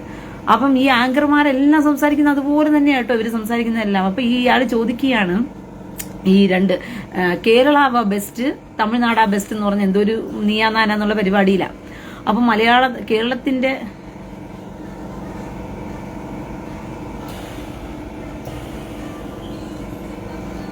സുരേഷ് കുമാർ പോടി, നിന്റെ തൊട്ടടുത്ത് ഒരുത്തിയിരിക്കുന്നില്ലേ, ആ ഫോട്ടോക്കകത്ത് ഇരിക്കുന്നില്ലേ ഒരുത്തി, അവളോട് പോയി പറയടാ പോടിയെന്ന്. മനസ്സിലായോ? അവളോട് പറയാൻ പറ്റത്തില്ല. അവളാ നിന്നെ മുതുവിനിട്ട് ചാമ്പിക്കൊണ്ട് നിന്നെ ഇത്രയും നിന്നെ പെണ്ണായിട്ട് അവൾ വെച്ചിരിക്കുന്ന. അവള് ആണായിട്ടാണെങ്കിൽ നീ അവളോട് പോടിയെന്ന് പറയണ്ട, വേറെ വല്ലതും പറഞ്ഞു നോക്ക്. അപ്പൊ അവളുടെ കയ്യിൽ നിന്ന് കിട്ടിക്കോളും നിനക്ക്. മനസ്സിലായ? അവളെ പറയാൻ പറ്റാത്തതിന്റെ വിഷമമാണ് നീ ഇവിടെ വന്ന് തീർത്തതെങ്കിൽ, അവളെടുത്തിട്ട് നിന്നെ ഓരോ ദിവസം ചാമ്പുന്നതുകൊണ്ട് ആ വിഷമവും വേദനയും എവിടെ തീർക്കണമെന്നറിയാതെ നീ അവിടെ ആണും നീ അവിടെ പെണ്ണും അവളവിടെ ആണും ആയിരിക്കുന്നത് കൊണ്ടാണ് അവളെ പറയാൻ പറ്റാത്ത വിഷമം നീ എവിടെ തീർക്കണമെന്ന് നോക്കിയിട്ട് എന്നെ വന്ന് പറഞ്ഞത്. അതുകൊണ്ട് അവളെ ആണായിട്ട് വെച്ചിരിക്കാതെ അവളെ പെണ്ണായിട്ട് നിലയ്ക്ക് നിർത്തിയിട്ട് അവളോട് പോയി പറ പോടി എന്ന് പറഞ്ഞിട്ട്. മനസ്സിലായോ? ഈ ഫോട്ടോയ്ക്കകത്ത് അവള് സാരിയും നീ മുണ്ടും ഷർട്ടും കൊടുത്തിരിക്കുന്ന നാട്ടുകാരെ കാണിക്കാനാണോ? അവള് പെണ്ണ് നീ ആണെന്നും പറഞ്ഞിട്ട് അതിന് വേണ്ടിയിട്ടാണോ? ഇനി തൊട്ടൊരു കാര്യം ചെയ്യ്, തിരിച്ച് അവക്ക് ആ മുണ്ടും ഷർട്ടും കൊടുത്തിട്ട് നീ ആ സാരി മേടിച്ചു കൊടുക്ക്. അതായിരിക്കും നിങ്ങൾക്ക് രണ്ടും ബെറ്റർ. അവളെ പറയാൻ പറ്റാത്ത വിഷമമൊക്കെ നീ ഇങ്ങോട്ട് വന്ന് എന്റെ കമന്റ് ബോക്സിൽ വന്ന് തീർക്കരുത്. അവളെ പറയാൻ പറ്റണമെങ്കിൽ അവിടുത്തെ മുഖത്ത് നോക്കി പറയണം. അല്ലാതെ അവളുടെ കയ്യിൽ ഇടിയും മേടിച്ച് നാട്ടിൽ എല്ലാ ദിവസം കിടന്ന് ഉറങ്ങിയിട്ട് അത് എവിടെ കൊണ്ടുപോയി തീർക്കണമെന്നറിയാതെ എന്റെ പേജിൽ വന്നിട്ട് എന്നെ പൊടിന്ന് വിളിക്കേണ്ട വല്ല കാര്യമുണ്ടോ? ഈ പോലീസുകാർ ചെയ്യുന്നത് പോലെ. പോലീസുകാർക്കൊരു അവന് ശിഖണ്ഡിയാണ്. അവന്റെ ഭാര്യ എടുത്തിട്ട് അവന് നല്ല കൂമ്പിരിടിച്ച് വാട്ടുന്നതിന്റെ വിഷമവും വേദനയും എവിടെ പോയി തീർക്കണമെന്നറിയാതെയാണ് അവൻ ഇവിടെ കൊണ്ടുവന്ന് എന്ത് ചെയ്തത്, കമന്റ് ബോക്സിൽ കൊണ്ടുവന്ന് എന്നെ പൊടിന്ന് പറഞ്ഞു. ഈ പോലീസുകാരന്മാർക്ക് ഒരു സ്വഭാവമുണ്ട്. അവന്മാർക്ക് വീട്ടിലുള്ള ഫ്രസ്ട്രേഷനും വിഷമവും ഒക്കെ തീർക്കാൻ പറ്റാതെ വരുമ്പോഴത്തേക്കും അവന്മാരെന്ത് ചെയ്യും, ഭാര്യ വീട്ടിലെടുത്തിട്ട് ചാമ്പും. അതിന്റെ ഇതെല്ലാ ദേഷ്യം കൂടി കൊണ്ടുവന്ന് എന്ത് ചെയ്യും, പോലീസ് സ്റ്റേഷനിലേക്ക് ഇടുന്ന പ്രതികളുടെ താ തീക്കുന്നതെന്നാണൊക്കെ ഇന്ന് ഇടികൊണ്ടത്. നോക്കത്തോ ഇമാ वैसे एक मिकी माउस यफो मिक्लागात निकमा está मिक्लागात लो ഓക്കെ. ഈ പോലീസുകാര്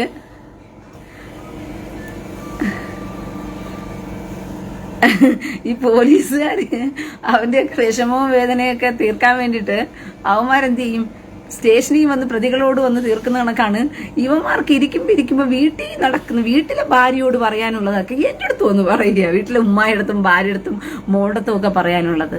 അല്ലെങ്കിൽ എന്നോട് വന്ന് പറഞ്ഞ് എന്ത് തീർക്കാനായിട്ടാ നിങ്ങൾക്ക്? ഭാര്യ എടുത്ത് പോയാൽ നല്ല കൂമ്പരിടി കിട്ടുമെന്ന് അറിയാം, അവനറിയാം.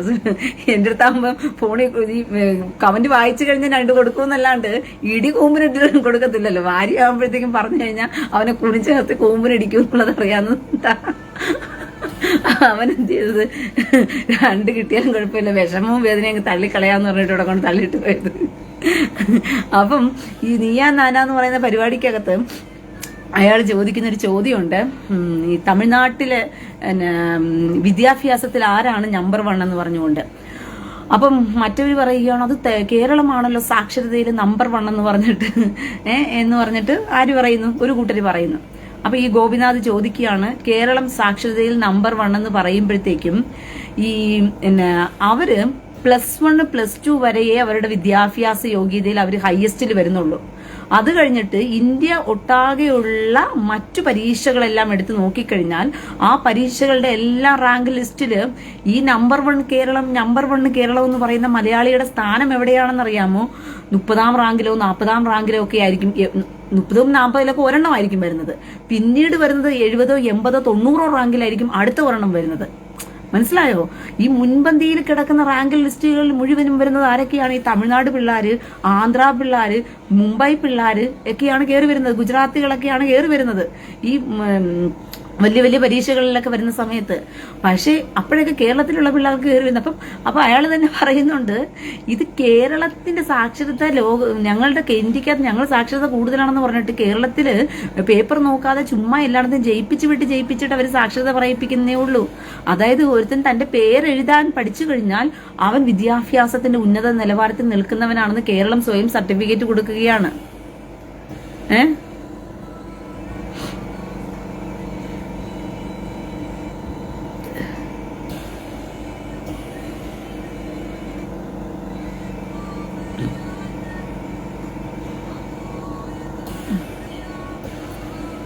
മനസ്സിലായോ?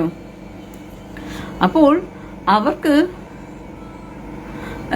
വിദ്യാഭ്യാസത്തില് അവർക്ക് എന്ത് ചെയ്യുകയാണ്, ഇത് കൊടുക്കുകയാണ് കൂടുതൽ. എന്തുവാ മാർക്ക് കൊടുത്ത് അവരെ പിടിച്ചങ്ങ് ജയിപ്പിച്ചങ്ങ് മേളിലങ്ങ് വെക്കുന്നത് കൊണ്ടാണ്. പക്ഷേ വലിയ വലിയ എന്താ പറഞ്ഞ ഇന്ത്യ ഒട്ടാകെയുള്ള പല പരീക്ഷകളിലെയും മാർക്ക് ലിസ്റ്റ് എടുത്ത് നോക്കിക്കഴിഞ്ഞാൽ അതിനകത്തെല്ലാം വരുന്നതെല്ലാം ആരാണെന്ന് ചോദിച്ചു കഴിഞ്ഞാൽ എല്ലാം ഗുജറാത്തികളും തമിഴ്നാട്ടുകാരും ആന്ധ്രാക്കാരും ബംഗളൂരുകാരും അവരും ഇവരും ഒക്കെയാ വരുന്നത്. കേരളത്തിന്റെ സ്ഥാനം ഇവിടെ കിടക്കുന്നയാ എങ്ങോ കിടക്കുകയാണ്. അപ്പം ആരാണ് വിദ്യാഭ്യാസത്തിൽ മുന്നിൽ നിന്ന് അയാൾ തന്നെ ചോദിക്കുന്നു. അടുത്ത ചോദ്യം ചോദിച്ചു, കേരളത്തിൽ നിന്നും ഏറ്റവും കൂടുതൽ ജോലിക്ക് പോകുന്നത് അറബ് രാജ്യങ്ങളിലാണ്. കേരളത്തിൽ നിന്നും പോകുന്നവരെല്ലാം അവർ പോകുന്നത് ലേബേഴ്സ് ആയിട്ടാണ്. കേരളത്തിലുള്ളവരെല്ലാം ജോലിക്ക് പോകുന്നത്. അയാൾ പറയുന്നത് ന്യായമുണ്ട്. കേരളത്തിലുള്ളവർ മറ്റു രാജ്യങ്ങളിൽ പണിയെടുക്കാൻ പോകുന്നത് എങ്ങനെയാ? ലേബേഴ്സ് ആയിട്ടാണ് പോകുന്നത്. ലേബേഴ്സ് എന്ന് വെച്ച് കഴിഞ്ഞാൽ എന്താ പറഞ്ഞ കൂലിക്ക് പണിയെടുക്കുന്നവരായിട്ടാണ് പോകുന്നത്. അറബ് രാജ്യങ്ങളിലൊക്കെ നിങ്ങൾ കണ്ടു കഴിഞ്ഞാൽ അറിയാം, ലേബർ തൊഴിലാളികളല്ലാണോ? ലേബർ തൊഴിലാളികളായിട്ട് പോയി പണിയെടുക്കുന്നവരാ കേരളത്തിൽ നിന്ന് പോകുന്നതെല്ലാം. പക്ഷേ അയാൾ പറയുന്നു നമ്മുടെ തമിഴ്നാട്ടിൽ നിന്ന് ഡോക്ടറായിട്ട് വിദേശ രാജ്യങ്ങളിൽ ഏറ്റവും കൂടുതലും പോകുന്ന ആരാ? വിദേശ രാജ്യങ്ങളിൽ ഡോക്ടറിനായിട്ട് പോകുന്നതും എഞ്ചിനീയറായിട്ട് പോകുന്നതും എല്ലാം തമിഴ്നാട്ടുകാരും ഗുജറാത്തികളും ആന്ധ്രാക്കാരും കർണാടകയും സിഖുകാരും ഒക്കെയാണ്. മറ്റ് രാജ്യങ്ങളിൽ ഡോക്ടർമാരായിട്ടും എഞ്ചിനീയർമാരായിട്ടും ടീച്ചർമാരായിട്ടും ഒക്കെ വലിയ വലിയ ഉദ്യോഗ മേഖലകളിലെല്ലാം കടന്നു ചെല്ലുന്നത് മുഴുവനും മറ്റ് സംസ്ഥാനങ്ങളിൽപ്പെട്ടവർ. അപ്പൊ ആർക്കാണ് വിദ്യാഭ്യാസം കൂടുതൽ? എന്റെ പ്രിയ സഹോദരങ്ങളെ, മനസ്സിലാക്കാനുള്ള ബുദ്ധിയും ബോധവും വേണ്ടേ? നമ്മുടെ ഇന്ത്യക്ക് കേരളത്തിനകത്തുള്ളതെല്ലാം പോകുന്നത് എന്തുവാ പിന്നെ നമ്മുടെ ഇന്ത്യക്കകത്തുള്ളതെല്ലാം പോകുന്നത് എങ്ങോട്ടാ? അറബ് രാജ്യങ്ങളിലോട്ടാ പോകുന്നത്. പക്ഷെ ഈ തമിഴ്നാട്ടുകാരും അവരിവരുമൊക്കെ പോകുന്നത് എങ്ങാട്ടാ? അവര് പോകുന്ന ഡോക്ടറായിട്ടും എഞ്ചിനീയർ. കാരണം അവരുടെ വിദ്യാഭ്യാസം അവര് ചുമ്മാ പരീക്ഷ എഴുതിയതിന്റെ പേരിൽ ചുമ്മാ അങ്ങ് മാർക്കിട്ട് കൊടുക്കത്തില്ല. അവർ എഴുതിയിട്ട് അവർക്ക് ഞങ്ങൾക്ക് സാക്ഷരതയാൽ നമ്പർ എന്നൊന്നും പേരും എടുക്കേണ്ട കാര്യമൊന്നുമില്ല. അവർ പഠിച്ചതിന് മാത്രം മാർക്ക് കിട്ടിയാൽ മതി. പഠിക്കാൻ കഴിവുണ്ടോ? നീ കഴിവുള്ളവൻ നീ ജയിച്ചു വന്നാൽ മതി. അല്ലാതെ എല്ലാ അണ്ടനെയും അടകോടനെയും പിടിച്ച് ജയിപ്പിച്ച് എല്ലാവരും വിദ്യാഭ്യാസം ഉണ്ടെന്ന് പറഞ്ഞ് പിടിച്ച് കയറ്റി ഇരുത്തി കഴിഞ്ഞാലുണ്ടല്ലോ അത് സമൂഹത്തിന് തന്നെ ദോഷം വരുത്തും എന്നുള്ളത് കൊണ്ടാണ് അവർ ബുദ്ധിപരമായിട്ട് എന്ത് ചെയ്യുന്നത്.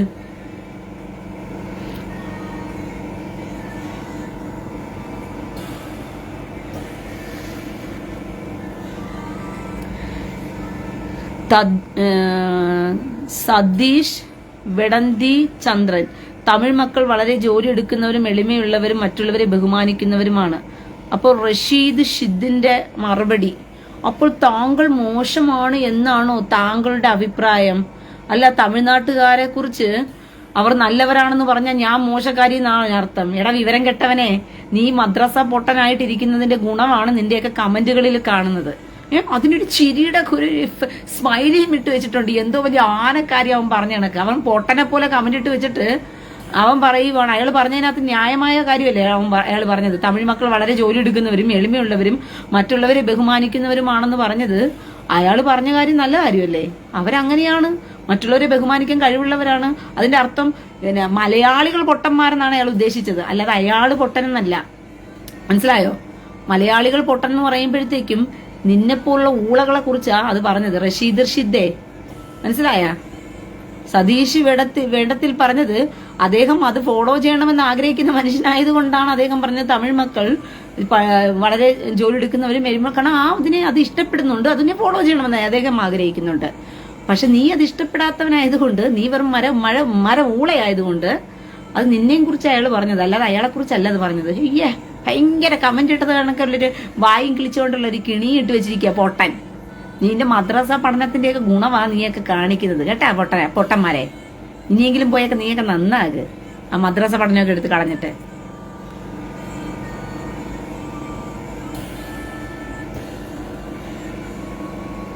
ജയരാജൻ ആനന്ദൻ, അറബ് രാജ്യങ്ങളിൽ നിന്നും വെറും 18% പണം മാത്രമേ വരുന്നുള്ളൂ. കൂടുതൽ പണം വരുന്നത് യൂറോപ്പിൽ നിന്നുമാണ്. സത്യമായ കാര്യമാ. അറബ് രാജ്യങ്ങളിൽ നിന്നും വെറും കുറഞ്ഞ പണമേ വരുന്നുള്ളൂ. എന്തുകൊണ്ടാ? ലേബറിനല്ലേ വിളിച്ചോണ്ട് പോകുന്നത്. അറബ് രാജ്യങ്ങളിൽ മുഴുവനും കൊണ്ടുപോകുന്നത് ഇവിടെ സ്ത്രീകളെ പണിക്ക് കൊണ്ടുപോയി അവിടെ എന്തോ പരിപാടി, സ്ത്രീകളെ പണിക്ക് കൊണ്ടുപോയാ. അയ്യോ, അറബ് രാജ്യങ്ങളുടെ കഥകൾ പറയാതിരിക്കുന്നതാ നല്ലത്. ഗദ്ദാമ എന്ന് പറയുന്നൊരു സിനിമയുണ്ട്, നിങ്ങൾ പോയി അത് കാണണം. ആ സിനിമ കാവ്യ മാധവൻ പണ്ട് അഭിനയിച്ച സിനിമയാണ്. അതിനകത്തുള്ള നടന്ന സംഭവമാണ്. ഒരുപാട് പേര് തങ്ങളുടെ ജീവിതത്തിൽ പറഞ്ഞിട്ടുള്ള കാര്യങ്ങളുമാണ്. ഈ അറബ് രാജ്യങ്ങളിൽ പോകുമ്പം ഈ കാമഭ്രാന്തന്റെ കാമമൂത്ത് നടക്കുന്നവന്റെ കൂട്ടരല്ലേ ഇതൊക്കെ. അപ്പൊ പെണ്ണുങ്ങളെ കാണുമ്പോഴത്തേക്ക് ഇവന്മാർക്ക് ഇളക്കപ്പെരുപ്പുവാ. നടന്നു പോകുമ്പോഴും വരുമ്പോഴും പെണ്ണുങ്ങളുടെ അവിടെ ഇവിടെയും തട്ടിക്കൊണ്ടു പോയില്ലെങ്കിൽ ഇവന്മാർക്ക് ഉറക്കം വരത്തില്ല. ഇവന്റെയൊക്കെ വീടുകളിൽ പണിയെടുക്കുന്ന പെണ്ണുങ്ങളുടെ അവസ്ഥ ഒന്ന് ആലോചിച്ച് നോക്കണേ. ആ വീട്ടു ജോലിക്ക് പോകുന്ന പെണ്ണുങ്ങളൊക്കെ എന്തൊരു ദുരിതം അനുഭവിച്ചിട്ട് അവിടെ നിന്ന് രക്ഷപ്പെട്ട് ഓടുന്നതെന്ന് അറിയാമോ? ഈ അറബ് രാജ്യങ്ങളിലൊക്കെ ഓരോരുത്തരും അവരുടെ ദുരിത കഥകളാ വന്ന് പറയുന്നത്. അത്രത്തോളം വൃത്തികെട്ട ഒരു സമൂഹമായി മനുഷ്യ സ്ത്രീകളെ റെസ്പെക്ട് ചെയ്യാൻ അറിയാത്ത വർഗങ്ങള്. സ്ത്രീകളെ എങ്ങനെ റെസ്പെക്ട് ചെയ്യണമെന്ന് ഈ വൃത്തികെട്ട സമൂഹത്തിന് ഇന്നു വരെയും പഠിച്ചിട്ടില്ല. എങ്ങനെ പഠിക്കാനാ? നമ്മത് കാമഭ്രാന്തന്റെ പുസ്തകത്തിൽ കൃഷിയിടമെന്നല്ലേ എഴുതി വെച്ചിരിക്കുന്നേ? ഒന്ന് ആലോചിച്ച് നോക്കിയേ. സ്ത്രീകൾ കൃഷിയിടം, നിങ്ങൾക്ക് എങ്ങനെയും വേണമെങ്കിൽ സ്ത്രീകളെ ഭോഗിക്കാം, പിന്നെ പോരാത്തതിന് അവളുമാരെ അടിക്കാം, പിന്നെ തെറി വിളിക്കാം. എന്തൊക്കെ കൊടുത്താ വെച്ചിരിക്കുന്നതെന്ന് അറിയാമോ സ്ത്രീകളെ? വഴിയിൽ കിടന്ന് വല്ലവന്റെയും ഭാര്യമാരാണെങ്കിൽ പോലും അവനെ അടിമ സ്ത്രീയാക്കി, അവനെ കൊന്നു കഴിഞ്ഞാൽ അവളെ പിടിച്ച് അടിമ സ്ത്രീയാക്കി ഭോഗിച്ചേക്കാം. ഇങ്ങനെയൊക്കെ പറഞ്ഞു പഠിപ്പിച്ചു വെച്ചിരിക്കുമ്പോഴത്തേക്കും ഈ വൃത്തികെട്ടവന്മാരുടെ മനസ്സിനും ചിന്തയിലും മുഴുവനും സ്ത്രീ കഥാപാത്രം എപ്പോഴും ഭോഗിക്കാനുള്ള വസ്തുവായിട്ടേ തോന്നത്തുള്ളൂ. അപ്പൊ അതുകൊണ്ട് ആ സ്ത്രീയെ എടുത്ത് സംസാരിക്കുമ്പോൾ മാന്യമല്ലാത്ത പദങ്ങളെ ഇവന്മാരുടെ വായിന്ന് വരത്തുള്ളൂ. അറബ് രാജ്യങ്ങളിൽ പണിയെടുക്കുന്ന വരുമാനം കേരളത്തിൽ ശമ്പളം കുറവാണ്. യൂറോപ്യൻ രാജ്യങ്ങളിൽ നിന്നുമാണ് ഏറ്റവും കൂടുതൽ പണം കേരളത്തിൽ വന്നുകൊണ്ടിരിക്കുന്നത്. കാരണം അറബ് രാജ്യങ്ങളിൽ കൂടിപ്പോയാൽ എത്ര കിട്ടും? ഇവിടുന്ന് എഞ്ചിനീയർ ആയിട്ട് പോയവന് പോലും അറബ് രാജ്യത്തിൽ പോയി പണിയെടുത്തൊരു എഞ്ചിനീയറിംഗ് പണി ചെയ്താൽ പോലും അവന് എത്ര രൂപ ശമ്പളം കിട്ടും അവന് കൂടിപ്പോയാ? അറബ് രാജ്യത്തില് ഒന്ന് ആലോചിച്ച് നോക്കിയേ നിങ്ങള്. അതാണ് അറബ് രാജ്യത്തിന്റെ ഗുണം എന്ന് പറയുന്നത്. അവന് ഏറ്റവും തുച്ഛമായ, അതായത് അടിമപ്പണി ചെയ്യിപ്പിക്കുന്നതിന്റെ ആ ഒരു സമ്പ്രദായം ഇന്നും അറബ് രാജ്യങ്ങളിൽ നടക്കുന്നു. യഥാർത്ഥ വേതനം കൊടുക്കാതെ അമ്മ ഇത്രയും കാശ് മൂത്ത് വെച്ചോണ്ടിരിക്കുന്നത് എന്തിയാ? കൂലിക്കാരന്റെ കൂലി പിടിച്ചു വെച്ചിരിക്കുക. യഥാർത്ഥ പണിയെടുക്കുന്നവന് കൂലി കൊടുക്കാതെ ഇപ്പോഴും അവന്റെയൊക്കെ രാജ്യങ്ങളിൽ അടിമപ്പണിയാ ചെയ്യിപ്പിച്ചുകൊണ്ടിരിക്കുന്നത്. പേരിനെന്തുവാ? പേരിന് അറബ് രാജ്യങ്ങളിൽ പോയി പണിയെടുക്കുന്നു എന്നാ. യഥാർത്ഥ ശമ്പളം കൊടുക്കാതെ ഒരുത്തിന്റെ അവന് കൊടുക്കേണ്ട വേതനം കൊടുക്കാതെ അവന് 25,000 രൂപയ്ക്ക് 30,000 രൂപയ്ക്ക് 40,000 രൂപയ്ക്ക് അവനെ പഠിപ്പിക്കുന്ന പണി അവന്റെ കുടുംബത്തെയും അവന്റെ മക്കളെയും വിട്ടുകളഞ്ഞിട്ട് അവൻ അവിടെ പോയി പണിയെടുക്കുന്നത്. അപ്പോഴും അവന് ഈ കാലഘട്ടത്തിലും കിട്ടിക്കൊണ്ടിരിക്കുന്നത് ഏറ്റവും കുറഞ്ഞത് 30,000, 35,000, 40,000 ശമ്പളമാണ്. നല്ലൊരു പണിയെടുക്കുന്നവന് പോലും കിട്ടിക്കൊണ്ടിരിക്കുന്നത്. ഒന്ന് ആലോചിച്ച് നോക്കിയേ. ജോലിയും കൂലിയും ഇല്ലാത്തവൻ എന്ത് ചെയ്യും? അതെങ്കിലും കിട്ടിയിട്ട് പോട്ടെ എന്ന് പറഞ്ഞിട്ടാ പോയി പോകുന്നത്. അപ്പൊ അവനെ ചൂഷണം ചെയ്യുന്നത്. ഇതാണ് അറബ് രാജ്യങ്ങളിലെ പണിയെടുപ്പിക്കൽ എന്ന് പറയുന്നത്. പക്ഷെ മറ്റു രാജ്യങ്ങളിൽ എല്ലാവർക്കും തുല്യമായ റെസ്പെക്ട് കൊടുത്തിട്ട് അവരുടെയൊക്കെ ജോലിക്കനുസരിച്ച് അമേരിക്കയിൽ പണിയെടുക്കുന്നതിന്റെ അതേ ശമ്പളമാണ്. ഇപ്പൊ അമേരിക്കൻ എന്ന് പറയുന്ന രാജ്യത്ത് ഇപ്പം ഒരു മണിക്കൂറിന് ഒരു ജോലിക്ക് പോയി കഴിഞ്ഞാൽ 15 ഷെക്കേലാണ്, സോറി $15 ഒരു മണിക്കൂറിന്. $15 അമേരിക്കയില്. ഇസ്രായേലില് ഒരു മണിക്കൂറിന് 60 ഷെക്കേലാണ്. ഒന്ന് ആലോചിച്ച് നോക്കി, വ്യത്യാസം നോക്കിയേ നിങ്ങള്. അതായത് $1 എന്ന് പറയുന്നത് 3.5 ഷെക്കേലാ. അപ്പൊ 15, 15, 30, 30, 15, 45. 45 എന്താ പറയുന്ന 45, 3, 45, 46 വരുന്നുള്ളൂ. ശലോം. הרבה סקשן. הרבה. למה היום לא עשתה סקשן? למה עשתה? היא עשתה לבד. פעמיים לבד, אחר כך אני עשתה הרבה. מלא. מלא קקי. גם זה רטוף למטה. כן, זה. סדין, אני עשיתי סדין קדש. מדדת יש לך חום? לא, אין חום. מדדת? כן. לא. 32. מה? הידיים שלה היו פתוחות? לא. כל הזמן יושן? כן.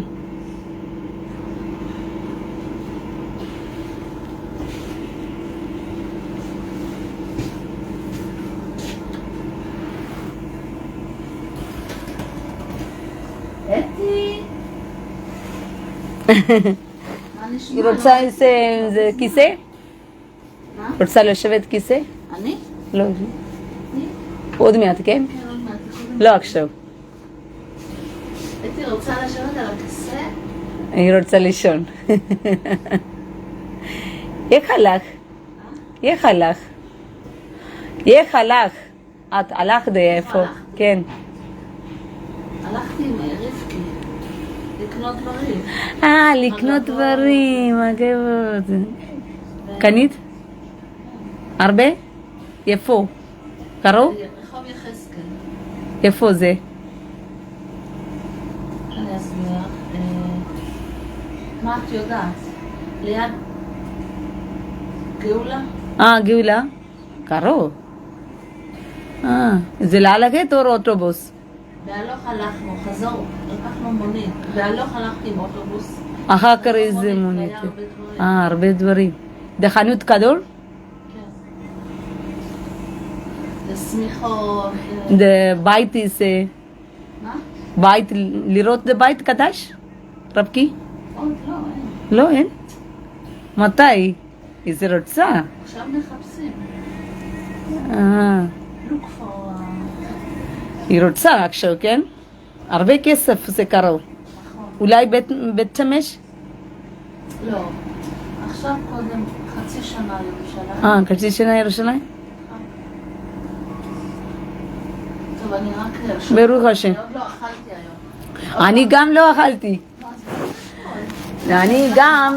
אני גם בבוקר אני הלכתי, זה אוטובוס, אני מחכה. אני הלכתי בבית 10:45.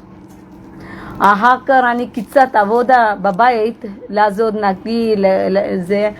אחר כך אני רוצה לבוא. את רוצה ללכת לאכול משהו? לא, אני לא רוצה, תודה. למה? לא, אני לא לא רוצה. יכולה לא לאכול. מה? אני אביא לך מרק ירקות. על מה את רוצה לאכול? לא. לחם? יש לחם? לחם טוב. כן, בסדר. אני אביא לך. עם ירקות? קצת. עם מה זה? משהו חריף. כן, בסדר. תודה.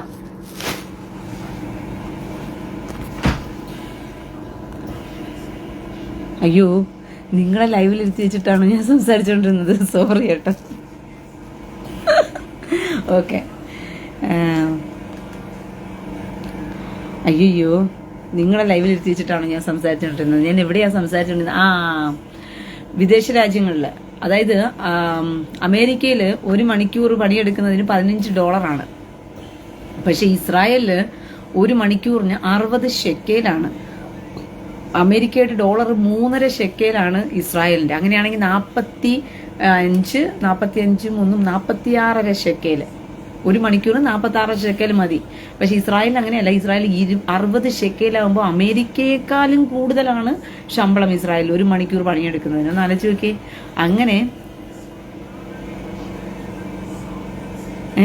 അങ്ങനെ അമേരിക്കയില് എന്താ പറഞ്ഞ കൊടുക്കുന്നതിനേക്കാളും കൂടുതൽ ശമ്പളമാണ് ഇസ്രായേലിൽ 1 മണിക്കൂർ പണിയെടുക്കുന്നതിന് കൊടുക്കുന്നത്. ഒന്ന് ആലോചിച്ച് നോക്കിയേ നിങ്ങൾ. എത്രത്തോളം മനസ്സാക്ഷിയോടുകൂടിയാണ് അവർ ശമ്പളം കൊടുക്കുന്ന എല്ലാ പണിക്കാർക്കും. മനസ്സിലാവുന്നുണ്ടോ? അതുപോലെ തന്നെ ഇസ്രായേലില് എന്തുവാ മണിക്കൂർ ബേസിന് പണിയെടുക്കുന്നവരാണെങ്കിൽ 8 മണിക്കൂറേ പണിയുള്ളൂ അവർക്ക്. ആ 8 മണിക്കൂർ പണിയെടുക്കുന്നതിന് 8 മണിക്കൂറിനനുസരിച്ചുള്ള ശമ്പളം കൊടുക്കും. അവർക്ക് 45 ഷെക്കേൽ, അതായത് കറക്റ്റ് 8 മണിക്കൂർ ഡെയിലി പണിയുണ്ടെങ്കിൽ അവർക്ക് 45 ഷെക്കേൽ വെച്ചാൽ കൊടുക്കുന്നത്. 47-45 ഷെക്കേൽ വെച്ചാൽ കൊടുക്കുന്നത് 8 മണിക്കൂർ പണി. അതായത് അമേരിക്കയിലുള്ള സെയിം $15 വെച്ചിട്ട് കണക്കിലാണ് കൊടുക്കുന്നത്. 48 മണിക്കൂർ സ്ഥിരമായിട്ടൊരു സ്ഥലത്ത് ജോലിക്ക് പോവുകയാണെങ്കിൽ അങ്ങനെയാണ് കൊടുക്കുന്നത്. അല്ലാത്തവർക്ക് ജോലി അന്വേഷിച്ച് പോയി ഓരോ ദിവസം മാറി മാറി ചെയ്യുന്നവർക്കാണെങ്കിൽ കൃത്യം 60 ഷെക്കേൽ വെച്ച് കിട്ടും അവർക്ക്. ഒന്ന് ആലോചിക്കുക. അപ്പൊ എത്രത്തോളമാണ് ഇസ്രായേല് മനുഷ്യരുടെ ജോലിയിലും അവരുടെ കൂലിയും പിടിച്ചു വെക്കാതെ അവർക്ക് കൊടുക്കുന്നതെന്ന് നോക്കിയേ. പക്ഷെ അറബ് രാജ്യങ്ങളോ കയ്യിട്ട് വാരി പണം ഉണ്ടാക്കി വെച്ചിരിക്കുന്നവന്മാരാ. മനുഷ്യനെ പറ്റിച്ചുണ്ടാക്കാൻ വേണ്ടി നടക്കുന്നവന്മാരാ. ജോലിക്കാരന്റെ കൂലി പിടിച്ചു വെച്ചിട്ട് അതിനകത്ത് പണം ഉണ്ടാക്കി ജീവിക്കുന്നവന്മാര്. പിന്നെ എന്ത് ചെയ്യാനായിട്ടാ പാവപ്പെട്ടവർക്ക്? അതുകൊണ്ടല്ലേ ഈ എല്ലാണോ അടിച്ചു കയറി പോകുന്നത്. അവിടെ ആവുമ്പോഴത്തേക്കും അടിമയെ പോലിട്ട് പണിയെടുപ്പിക്കാമല്ലോ എല്ലാവരെയിട്ട്. അവിടെയുള്ള അറബികളൊന്നും പണിയെടുക്കത്തില്ല. ഈ സാധാരണക്കാരന് കൊടുക്കേണ്ട ശമ്പളത്തെ അറബികൾക്ക്, അവിടെയുള്ള പണിയെടുക്കാതെ നടക്കുന്ന അറബികൾക്ക് പാതിയും കൊടുക്കും, ഇവർക്ക് പാതിയും കൊടുക്കും. കണക്കെല്ലാം 19 തന്നെ. അവിടുത്തെ അറബികൾക്ക് പണിയും എടുക്കണ്ട, ഇവരുടെ ശമ്പളത്തിന്റെ പാതി കൊണ്ട് അവർക്ക് ജീവിക്കുകയും ചെയ്യാം. നല്ല രസമുണ്ട് കഥ. ഇതൊക്കെയാണ് നമ്മുടെ എന്താ പറഞ്ഞ നാടിന്റെ അവസ്ഥ എന്നുള്ളത് മനസ്സിലാക്കിക്കൊള്ളുക. അപ്പം ജോലിക്കാരന്റെ കൂലി പിടിച്ചു വെക്കുക, അനീതിയും അക്രമവും പെരുകിക്കൊണ്ടിരിക്കുന്നു. ഇതെല്ലാം എന്ന് തീരും പ്രിയ സഹോദരങ്ങളെ നമ്മുടെ നാട്ടില്? ഒന്ന് ആലോചിച്ച് നോക്കി. ഇതെല്ലാം തീരണമെന്ന് തന്നെയാണ് ഞാനും ആഗ്രഹിക്കുന്നത്. പ്രാർത്ഥനയോടുകൂടി നമുക്ക് കാത്തിരിക്കാം. പക്ഷെ ഇതൊന്നും തീരത്തൊന്നുമില്ല. കാരണം ലോകം അതിന്റെ അന്ത്യത്തിലേക്ക് പോകുന്നുണ്ട്. ഇനി ഒത്തിരി ഒത്തിരി കാര്യങ്ങൾ സംഭവിക്കേണ്ടിയിരിക്കുന്നു. ഇതെല്ലാം ഇങ്ങനെ തന്നെയാണ് പോകുന്നത്. നാടിന്റെ ഭരണവും ഒക്കെ എങ്ങനെയൊക്കെ പോകുന്നെന്ന്. കഴിഞ്ഞ ദിവസം ഈ ക്രിസ്മസിന് വേണ്ടിയിട്ട് വിരുന്ന് നരേന്ദ്രമോദി നടത്തി എല്ലാ ക്രിസ്ത്യാനികളെയും ഒരുമിച്ച് കൂട്ടി അവർക്ക് വിരുന്നൊക്കെ കൊടുത്തിട്ടുണ്ട്. പാവം നരേന്ദ്രമോദിക്ക് അറിയത്തില്ലല്ലോ ക്രിസ്ത്യാനി കാലുവാരുന്ന കൂട്ടരാണെന്ന് പറഞ്ഞിട്ട്. നരേന്ദ്രമോദി വിചാരിച്ചു വെച്ചിരിക്കുന്നത് ഈ ക്രിസ്ത്യാനിയെ വിളിച്ചിരുത്തി എന്ത് ചെയ്യാം, നമുക്ക് വിരുന്നൊക്കെ കൊടുത്തിരുത്തി കഴിഞ്ഞാൽ ഈ ക്രിസ്ത്യാനി എന്ത് ചെയ്യും, നമ്മുടെ കൂടെ സഹകരിച്ച് നിൽക്കുമെന്നാണ് നരേന്ദ്രമോദി കരുതി വെച്ചിരിക്കുന്നത്. പക്ഷെ നരേന്ദ്രമോദിക്ക് അറിയത്തില്ലല്ലോ ഇവറ്റങ്ങൾ കാലുവാരുന്ന വർഗങ്ങളാണെന്ന് പറഞ്ഞിട്ട്. നരേന്ദ്രമോദിയുടെ കൂടെ പോയിരുന്ന് തിന്നിട്ട് ഇപ്പുറത്തു കൂടി മാറിയിരുന്നിട്ട് പപ്പുമോനും കൂട്ടനും വോട്ടിട്ട് കൊടുക്കുന്ന വർഗങ്ങളാണെന്നുള്ളത് നരേന്ദ്രമോദിക്ക് അറിയില്ലല്ലോ. പാവം പിടിച്ച മനുഷ്യൻ വിചാരിച്ചു വെച്ചിരിക്കുന്നത് ക്രിസ്ത്യാനികളെല്ലാം അങ്ങ് സ്നേഹത്തിന്റെ മകുടമൂർത്തി ഭാവങ്ങളാണ്, അതുകൊണ്ട് ക്രിസ്ത്യാനിക്ക് കാര്യം പറഞ്ഞാൽ മനസ്സിലാകും എന്നാണ് ക്രിസ്ത്യാനി വിചാരിച്ചുകൊണ്ടിരിക്കുന്നത്. പക്ഷെ ക്രിസ്ത്യാനി ഈ ഹിന്ദു മുസ്ലിങ്ങളുടെ അടുത്ത് പറഞ്ഞു കൊടുത്തിരിക്കുന്നത് എന്താണെന്നറിയാമോ? മുസ്ലിങ്ങളുടെ അടുത്ത് പറഞ്ഞു കൊടുത്തിരിക്കുന്നത് നരേന്ദ്രമോദിയുടെ ഭരണം വന്നു കഴിഞ്ഞാൽ നിങ്ങൾക്ക് ഈ ഭൂമിയിൽ ജീവിക്കാൻ പറ്റത്തില്ല, നിങ്ങളുടെ ഏതാണ് സിറ്റിസൺഷിപ്പ്, നിങ്ങളുടെ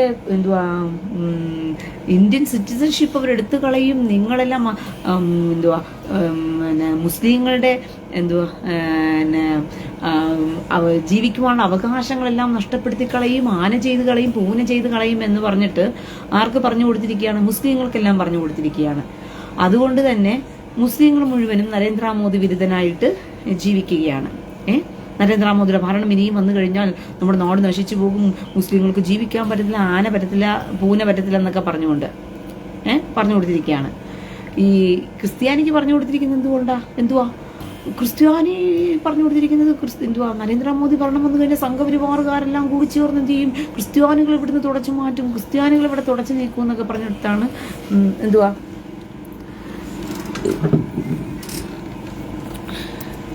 ക്രിസ്ത്യാനിക്ക് പറഞ്ഞു കൊടുത്തിരിക്കുന്നത്. അതുകൊണ്ട് അയ്യോ ഈ ബാറ്ററിയും പോയി കിടക്കുന്ന കർത്താവ്. ഒരു മിനിറ്റ്.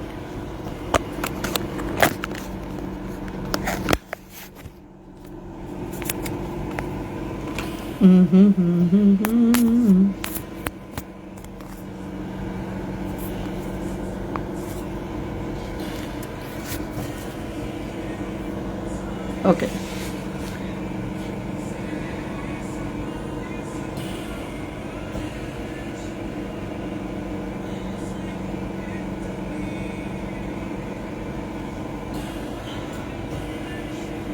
അങ്ങനെ ക്രിസ്ത്യാനിക്ക് അങ്ങനെ പറഞ്ഞു കൊടുത്തിരിക്കുക.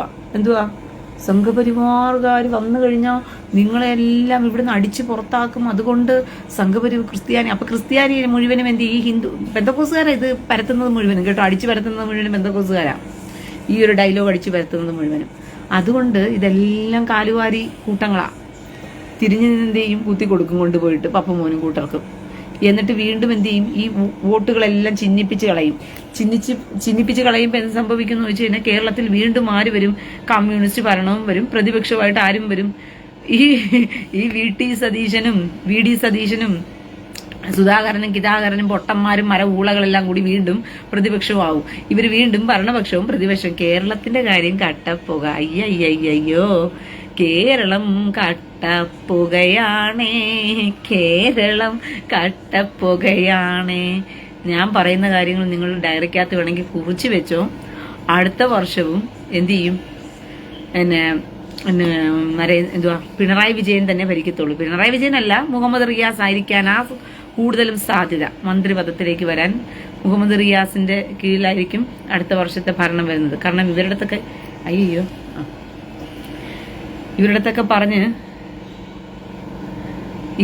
പറഞ്ഞു വെച്ചിരിക്കുന്നത്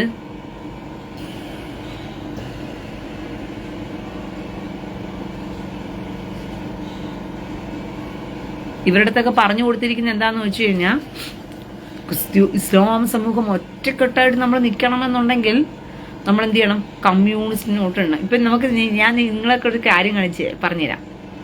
ഈ കോൺഗ്രസിനകത്ത് കുറേ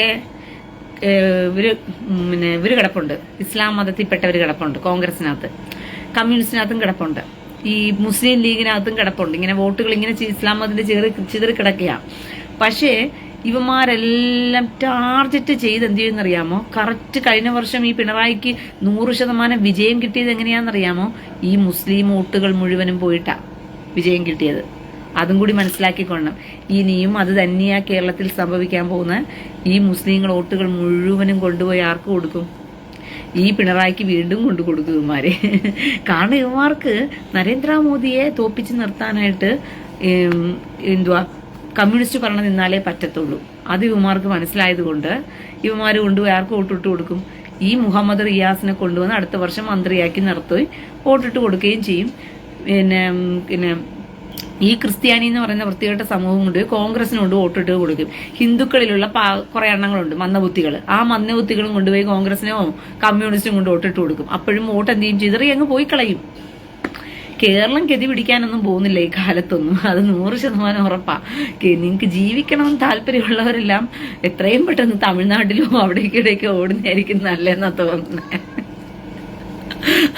അല്ല, അതായത് ഈ വിശ്വാസമൊന്നും ഇല്ലാതെ ജീവിക്കുന്ന സാധാരണ മനുഷ്യനെ പോലെ ജീവിക്കണമെന്ന് പറഞ്ഞ് എന്റെ പേജ് കയറി കാണുന്ന ആരെങ്കിലും ഒക്കെ ഉണ്ടെങ്കിൽ എത്രയും പെട്ടെന്ന് തമിഴ്നാട്ടിലോ ഗുജറാത്തിലോ ഇവര് UP ഉത്തർപ്രദേശിലോ ഒക്കെ പോയി നിങ്ങൾ താമസിച്ച് അവിടെ പോയാൽ നിങ്ങൾക്ക് ജീവിക്കാം.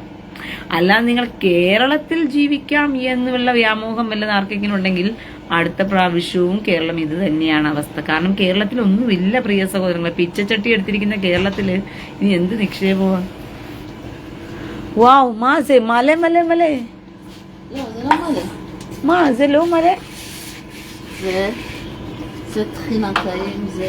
וואו וואו וואו, זה מלא מאוד. טוב, מה שאת לא רוצה, אז לא, אבל... תודה רבה. חריף? תודה. תיאבון. תודה רבה.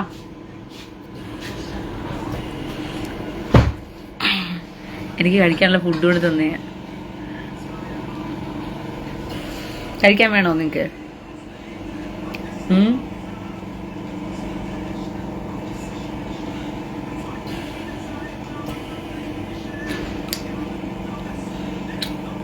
അയ്യോ, എരിവ്.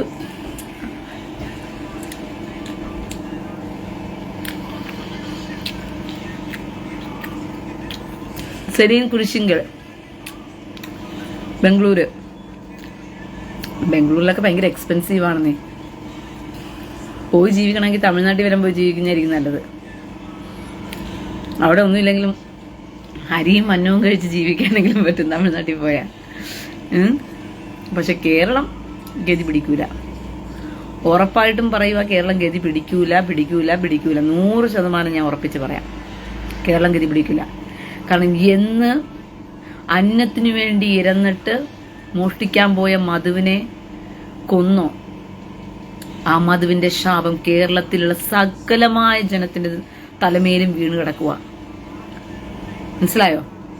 അതുകൊണ്ട് ആ ശാപം കേരളം അന്നം കിട്ടാതെ തന്നെ കിടക്കും. കേരളം ഗതി പിടിക്കത്തില്ല. കേരളം കടത്തിന്മേൽ ഗതിയിട്ടാത്ത ആത്മാവിനെ പോലെ കേരളം അലയേണ്ടി വരും. കേരളം എന്ന് പറയുന്നൊരു സംസ്ഥാനം ഗതിയിട്ട ആത്മാവിനെ പോലെ അലയേണ്ടി വരും. അവിടെയുള്ള സാധാരണ മനുഷ്യനായിട്ട് ജീവിക്കുന്ന ആർക്കെങ്കിലും ഒക്കെ അഡ്ജസ്റ്റ് ചെയ്തൊക്കെ ജീവിക്കാൻ പറ്റുമെന്നല്ലാണ്ട് കേരളം എന്ന് പറയുന്ന സംസ്ഥാനം ഇനി ഗതി പിടിക്കില്ല. അത് ഉറപ്പായ കാര്യമാണ്. ഞാൻ ഉറപ്പിച്ചത് കുറിച്ചു വെച്ചോ. അത് തീവ്രവാദവും അതും ഇതും പിടിച്ചു പറയും. അതായത് ഏറ്റവും ഭയാനകമായ ഒരു സംസ്ഥാനമായിട്ട് കേരളം മാറും. ഈ ഗുണ്ടായിസവും പിടിച്ചു പറയും വൃത്തികേടും അതും ഇതുമൊക്കെ നടത്തുന്ന നമ്മൾ ലോക്കൽ നാടെല്ലാം പറയത്തില്ലേ, ചില രാജ്യങ്ങളെയൊക്കെ പറയത്തില്ലേ ലോക്കൽ രാജ്യമാണെന്നൊക്കെ പറയത്തില്ലേ, അതുപോലത്തെ അവസ്ഥയിലേക്ക് കേരളം മാറും. കാരണം ആ മധുവിനെ ആ മധു അന്ന് കൊല്ലപ്പെട്ടതോടുകൂടി ഞാൻ മനസ്സിലാക്കിയ കാര്യം, അതായത് ഒരു കുറ്റവും ചെയ്യാത്തവനെ കൊണ്ടുപോയിട്ട് എന്ത് ചെയ്തു? അവർ കൊന്നു കളഞ്ഞു. അവൻ കുറ്റം ചെയ്തു എന്ന് വെച്ച് കഴിഞ്ഞാൽ വിശപ്പിന് മോഷ്ടിക്കാൻ പോയതാ. എന്റെ കർത്താവ് പറഞ്ഞു, നിന്റെ വസ്ത്രം എടുക്കുവാൻ ഇച്ഛിക്കുന്നതിന് പുതപ്പും വിട്ടുകൊടുക്കുക എന്ന് പറഞ്ഞിട്ടുണ്ട്. എന്തുകൊണ്ട് അവൻ വസ്ത്രം എടുക്കാൻ വെച്ചിരിക്കുന്നത്? തണുപ്പ് സഹിക്കാൻ വയ്യാനിട്ട്, ആ തണുപ്പിൽ നിന്ന് രക്ഷപ്പെടാൻ വേണ്ടിയിട്ടാ അവൻ എന്ത് ചെയ്യുന്നത്? വസ്ത്രം എടുക്കാൻ ഉദ്ദേശിക്കുന്നത്. അപ്പോൾ അവന് പുതപ്പും കൊടുത്ത് അവന് തണുപ്പിന് അവന് പൊതിഞ്ഞു കിട്ടണമെന്നാണ് കർത്താവ് പറഞ്ഞത്. പക്ഷെ ആ പാവം പിടിച്ചവനെ അടിച്ചു കൊന്നിട്ടത് സെൽഫി എടുത്തത് നമ്മുടെ കേരളത്തിലാണല്ലോ എന്ന് ഓർത്തപ്പം യോ കേരളമേ ലജ്ജിച്ച് തലതാഴ്ത്തു നീക്കാൻ. എന്നിട്ടും വീരവാദം മുഴക്കി നടക്കുന്ന കേരളം സമൂഹം. അതുകൊണ്ട് കേരളം നശിക്കാനുള്ളതാണ് കേരളത്തിലുള്ള ജനവും ഈ കേരളത്തിന്റെ ഈ സ്വഭാവത്തിന്. അവന് മധുവിന്റെ എന്താ പറഞ്ഞ മധുവിനെ ഈ കൊന്നവന്മാർക്കൊന്നും ഇതുവരെയും ശിക്ഷ നടപ്പാക്കിയിട്ടില്ല. മധുവിന്റെ രക്തത്തിന് നീതി നടപ്പാക്കി കിട്ടിയിട്ടുണ്ടെങ്കിൽ ഉറപ്പായിട്ടും കേരളം ഗതി പിടിക്കില്ല. ഉറപ്പാണ് ഞാൻ പറയുന്നത്. അത് എല്ലാവരും മനസ്സിലാക്കി വെച്ചോ.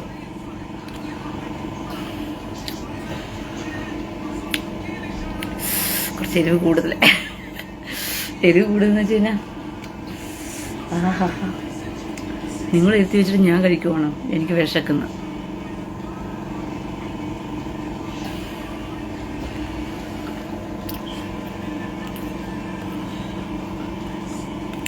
എവിടെ പോയതാരും ഇല്ലേ ലൈവിലാരും? അയ്യോ, എന്റെ സുഹൃത്തുക്കളൊക്കെ പോയോ? ഒരു മിനിറ്റ്.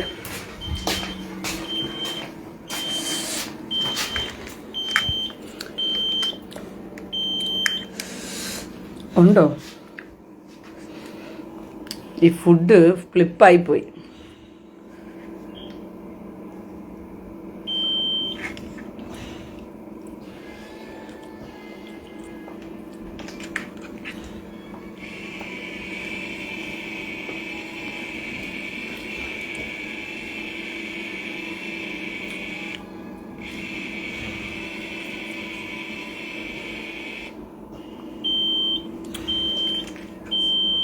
Error flow.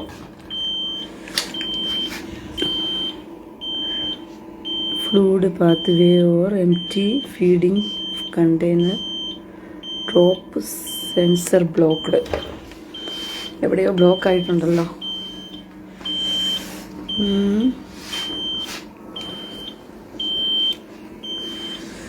ഒരു മിനിറ്റ്.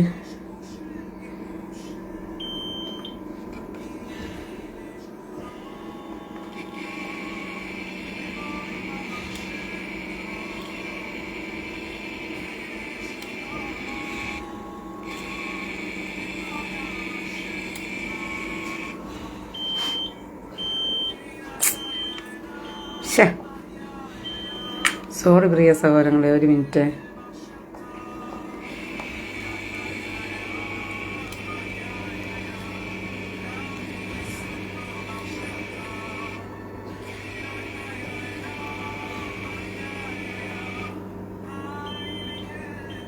എവിടെയോ ബ്ലോക്കായി കിടക്കുവാണല്ലോ.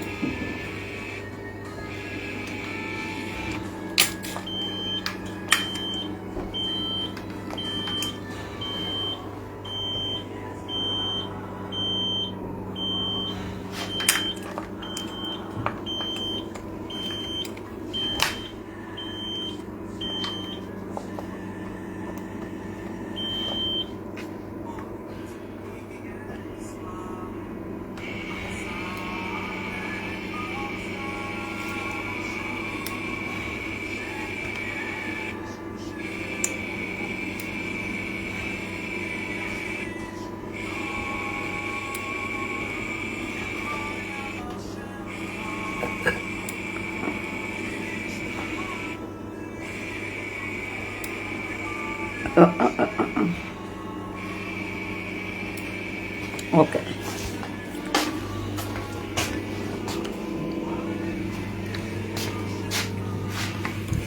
എയ്ത്തി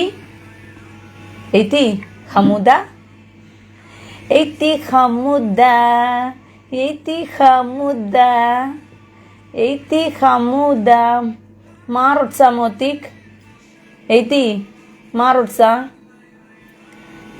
את רוצה לישון? כמה לישון? לקום? לשבת? כן מותיק? לשבת? הייתי חמודה.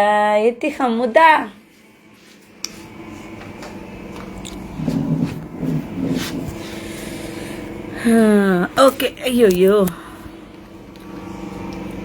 ഓക്കെ പ്രിയ സഹോദരങ്ങളെ, സോറി പ്രിയ സഹോദരങ്ങളെ, ഞാൻ എൻ്റെ ഡ്യൂട്ടി ഇടയ്ക്കിടയ്ക്ക്, കാരണം വെച്ചാൽ അത് ശ്രദ്ധിക്കണം, അത് ടു ഫീഡിങ് ആണ്, ഫുഡാണത്. അപ്പം അത് ഇടയ്ക്ക് എവിടെയെങ്കിലും ബ്ലോക്ക് ആവും. വീണ്ടും ബ്ലോക്കായി. അത് ബ്ലോക്ക് ആവുമ്പോഴത്തേക്കും അലാറം കൊടുക്കും. സംതിങ്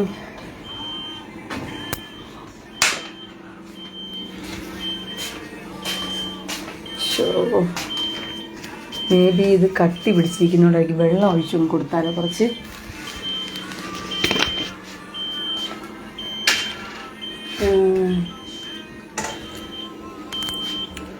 ഒരു മിനിറ്റ്, ചിലപ്പോൾ വെള്ളം ഒഴിച്ചു കൊടുത്താലേ.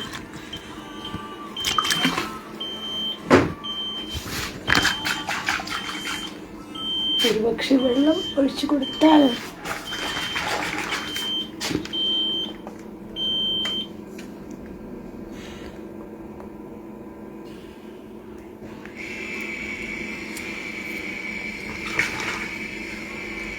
ശരിയാ, കട്ടി കുറച്ച് വെള്ളം ഒഴിച്ചു കൊടുത്താൽ ശരിയാകും. വെള്ളം ഒഴിച്ചിട്ടുണ്ട് ഞാൻ. ആദ്യമുള്ള ആ ബ്ലോക്ക് ഒന്ന് മാറ്റട്ടെ. സോറി പ്രിയ സഹോദരങ്ങൾ, ഇത് അർജൻറ്റാണ്. കാരണം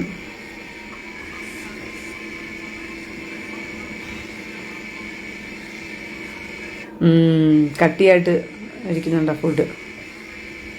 ഞാനിപ്പോൾ വെള്ളം കുറച്ച് ഒഴിച്ചിട്ടുണ്ട്.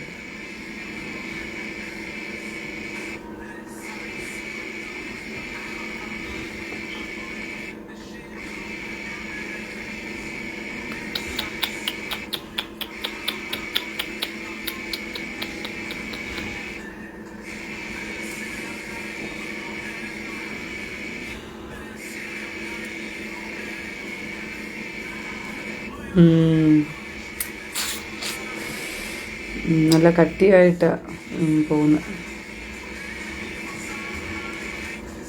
ഇത് അമേരിക്കയിൽ നിന്ന് കൊണ്ടുവന്ന ഫുഡാണ് കേട്ടോ. ഇത് അമേരിക്കൻ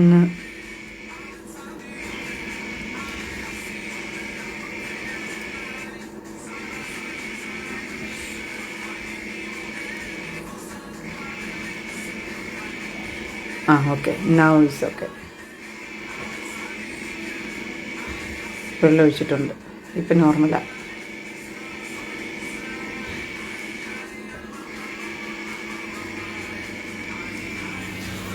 ഓക്കെ പ്രിയ സഹോദരങ്ങളെ, എൻ്റെ ചാർജും ഏകദേശം തീരാറായിരിക്കും.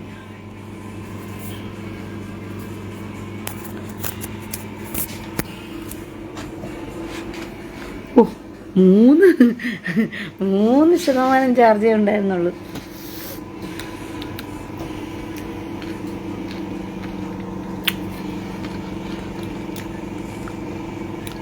അപ്പം ഞാൻ പോയി ഫുഡ് കഴിക്കട്ടെ. നിങ്ങളൊക്കെ പോയി എന്തെങ്കിലും കഴിക്കാനുള്ളവരൊക്കെ പോയിരുന്ന് കഴിച്ചോ. ഇനിയിപ്പോൾ എന്തായാലും കുറേ കാര്യങ്ങൾ. ഇതെന്താണെന്നറിയാമോ? ഇത് മിലാഫിഫോൺ എന്ന് വെച്ചാൽ കുക്കുംബർ, തള്ളാഹു കുക്കുംബർ. അയ്യോ, തള്ളാഹു കുക്കുംബറിനെടുത്ത് നമ്മൾ കഴിക്കുക. അപ്പം നമ്മൾ ഉപ്പിലിട്ട് വെക്കത്തേ, ഉപ്പിലിട്ട മാങ്ങയൊക്കെ, അതുപോലെ ഇത് വിനെഗറി, ഉപ്പ്, വെള്ളമൊക്കെ ചൂട്. നമ്മൾ എങ്ങനെയാണോ ഉപ്പിലിട്ട് വെള്ളരിക്കാന്ന് ഉപ്പിലിട്ട് മുളകും ഇതൊക്കെ നെല്ലിക്കായും ഇതൊക്കെ ഉപ്പിട്ട് എങ്ങനെയാണ് വെക്കുന്നത്, അത് കണക്കാണ് മാങ്ങയൊക്കെ വെക്കുന്നത് പോലെ ഈ സംഭവം നിങ്ങൾ ചെയ്തു നോക്കിയ വീട്ടില്. തള്ളാഹു കുക്കുംബറിനെ കൊണ്ട് അങ്ങനെയെങ്കിലും തള്ളാഹു കുക്കുംബറിനെ കൊണ്ടൊരു പ്രയോജനം ഇല്ലെങ്കിൽ പോലും കുക്കുംബറിനെ കൊണ്ടൊരു പ്രയോജനമുണ്ട്. ഇതുകൊണ്ട് ഉപ്പിലിട്ട് നമുക്ക് തിന്നാവുന്നതാണ്. അതുകൊണ്ട്